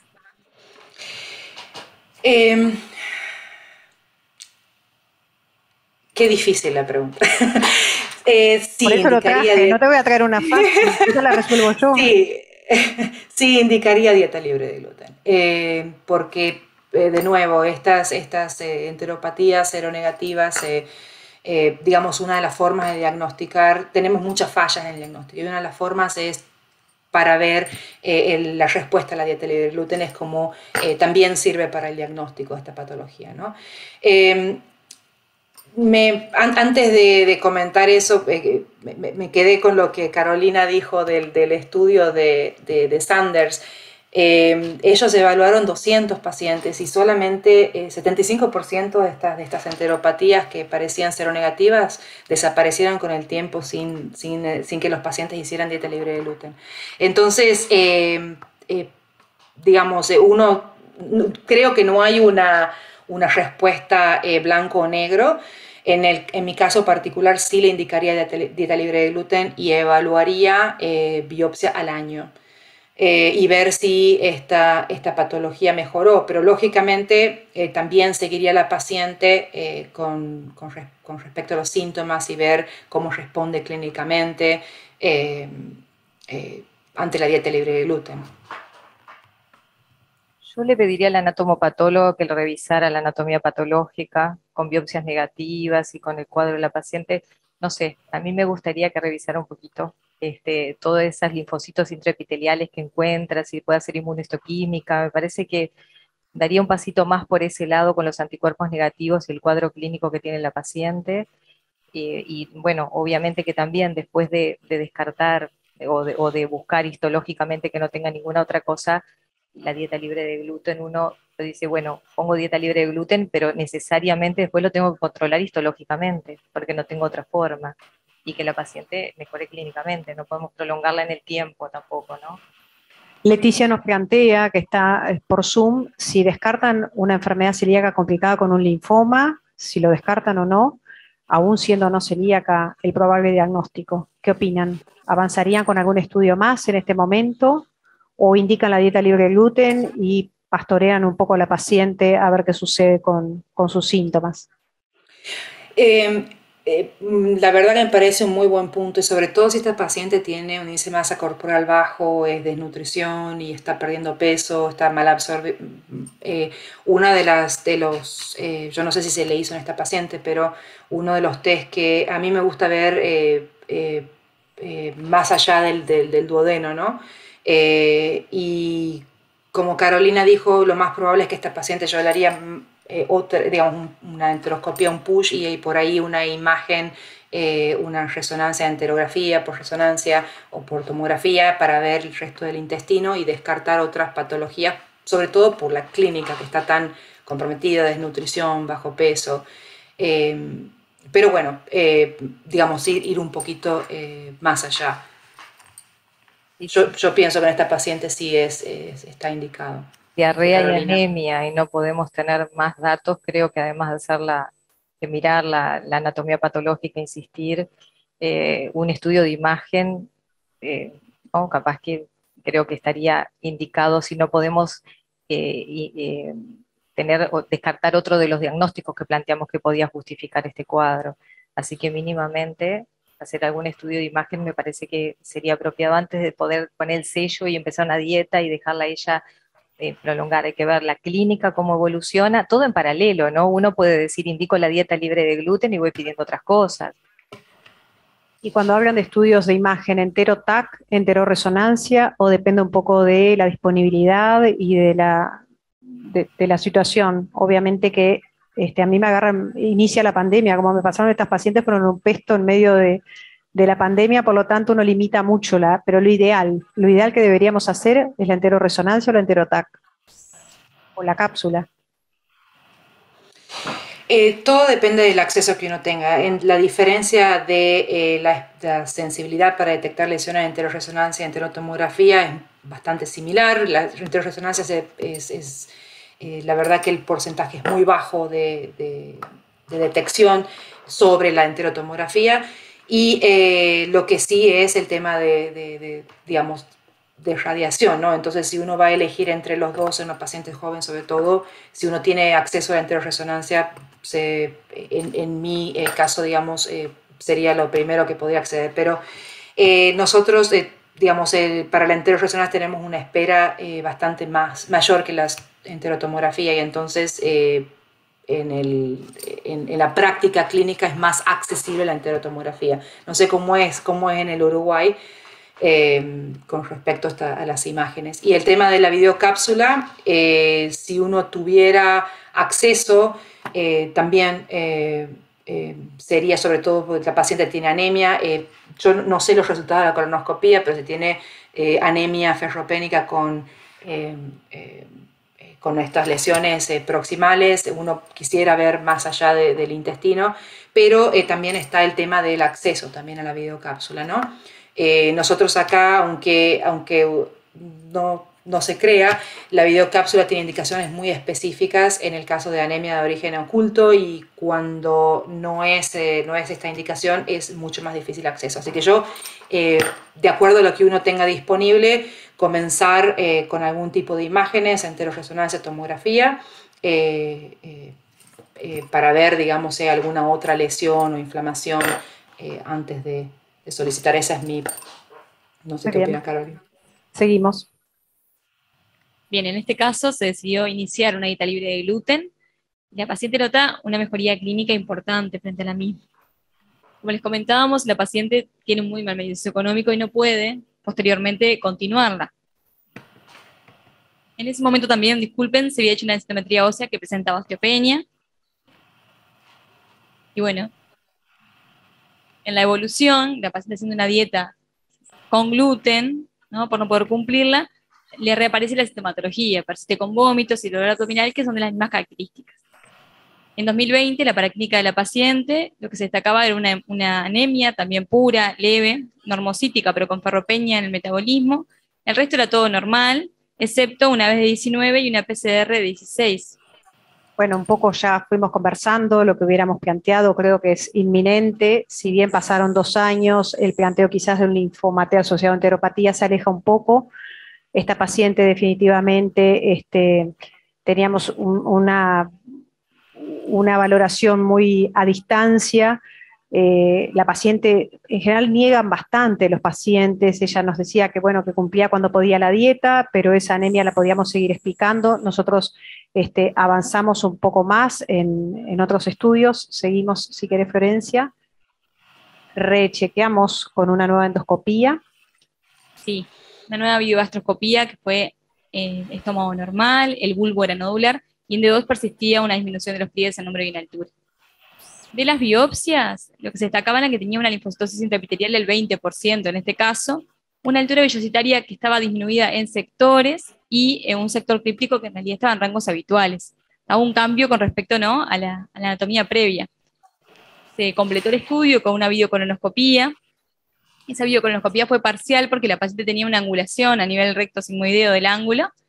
El sector explorado fue sin lesiones, pero se decidió completar con un colon por enema, con doble contraste, que fue normal. ¿Tienen algún comentario acá o seguimos?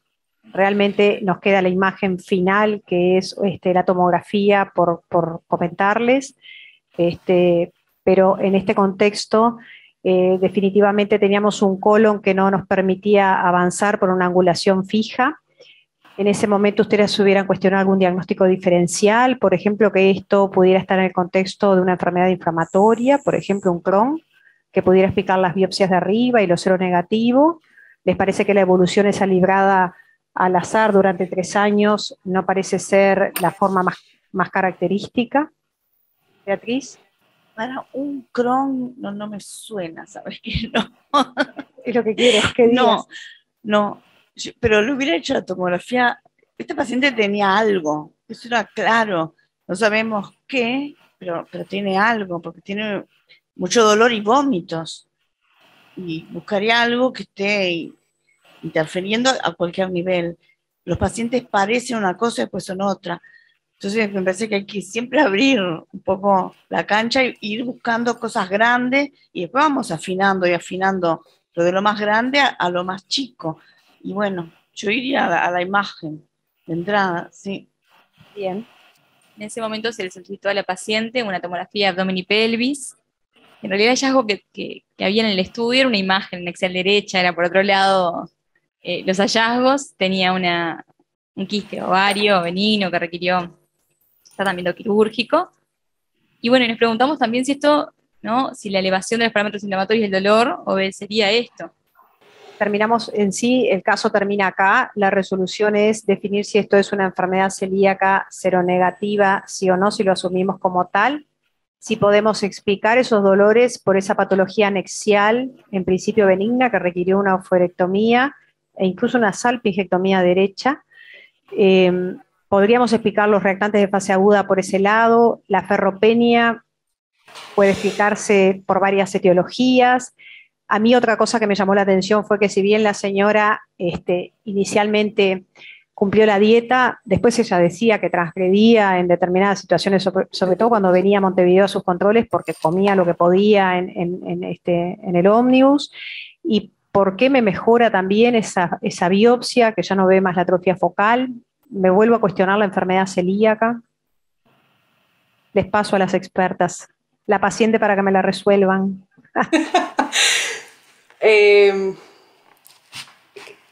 Mi pregunta es, ¿al cuánto tiempo fueron las biopsias realizadas después de la dieta libre de gluten? Ella empieza en el año 2019, la dieta libre de gluten, que la cumple muy bien al principio, pero ya en el 2020 empiezan los zafarranchos de idas y venidas. Coincide mucho con las venidas a Montevideo porque el hospital donde ellas asisten tienen parte de la asistencia allá, pero parte acá. Entonces requieren viajes que obviamente que en el contexto de la pandemia fueron menos, pero la realidad es que fue una dieta muy intermitente. Pero después yo me encuentro en esa situación esperando encontrar los linfocitos elevados, porque realmente cuando el paciente consume gluten, los linfocitos es uno de los marcadores que en general tenemos, y los tenía normales. Entonces, lo que me planteo es, ¿esto fue una enfermedad celíaca seronegativa, que algo me respondió?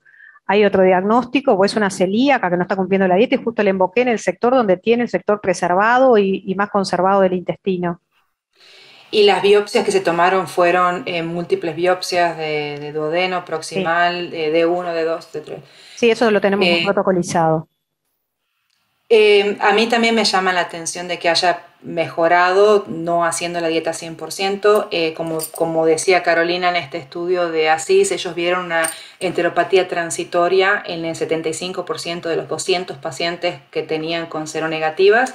Entonces queda la duda si es enfermedad celíaca realmente. Lo que se puede hacer es un desafío y volver a estudiar. Sin embargo, quiero comentar que tuve dos casos parecidos a estos y terminaron siendo,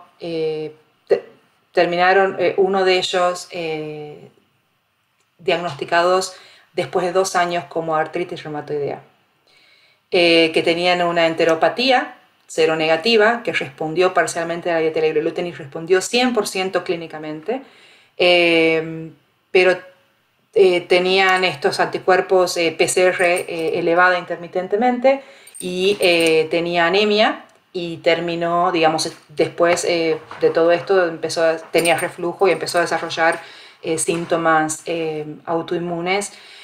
Por eso es que, digamos, preguntaba e insistía, digamos, en que las enfermedades autoinmunes también pueden causar enteropatía, pueden causar síntomas gastrointestinales y que uno no tiene que olvidarse de que también pueden elevar también muchas veces los anticuerpos o causar enteropatías y pueden confundirse también con la enfermedad celíaca muchas veces y están dentro de los diagnósticos diferenciales.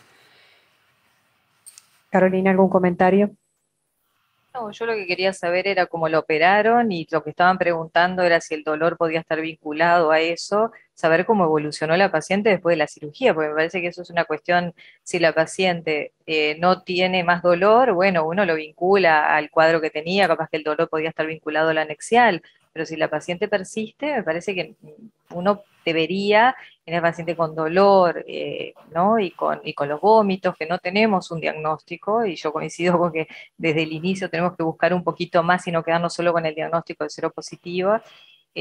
No lo podemos cerrar como solo eso, uno podría seguir intentando la dieta libre de gluten, pero bueno, hay que vigilarla, se intrinca mucho, que la paciente obviamente no puede cumplir la dieta libre de gluten, que probablemente tenga cosas carenciales, pero hay síntomas que exceden eso, ¿no? Porque eso uno podría explicar la anemia de larga data, pero todo lo demás, la sintomatología que agrega ahora, me parece que uno podría dar un paso. Yo estudiaría un poco más el delgado, haría entera, claro, si tengo acceso a una enteroresonancia, lo haría, si tengo acceso a la cápsula, a mí me gustaría saber cómo está el intestino delgado de la paciente, porque también esas biopsias que uno toma, pasamos de 30 linfocitos, pero obviamente, ¿no?, uno sabe que esos linfocitos no están en todos los lugares de la misma manera. Entonces tomamos las biopsias entre 20 y 30, puede haber una diferencia que, bueno, caí en otro lugar, sabemos que las atrofias son parchadas, entonces esa evolución de decir que anduvo bien por la dieta libre de gluten, por un cambio tan sutil,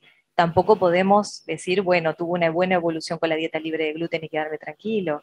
Bueno, no me la resolvieron del todo. Pensé que me iba a ir con las cosas más claras. Te la mando a Canadá. ¿Te parece? Bueno, muchísimas gracias.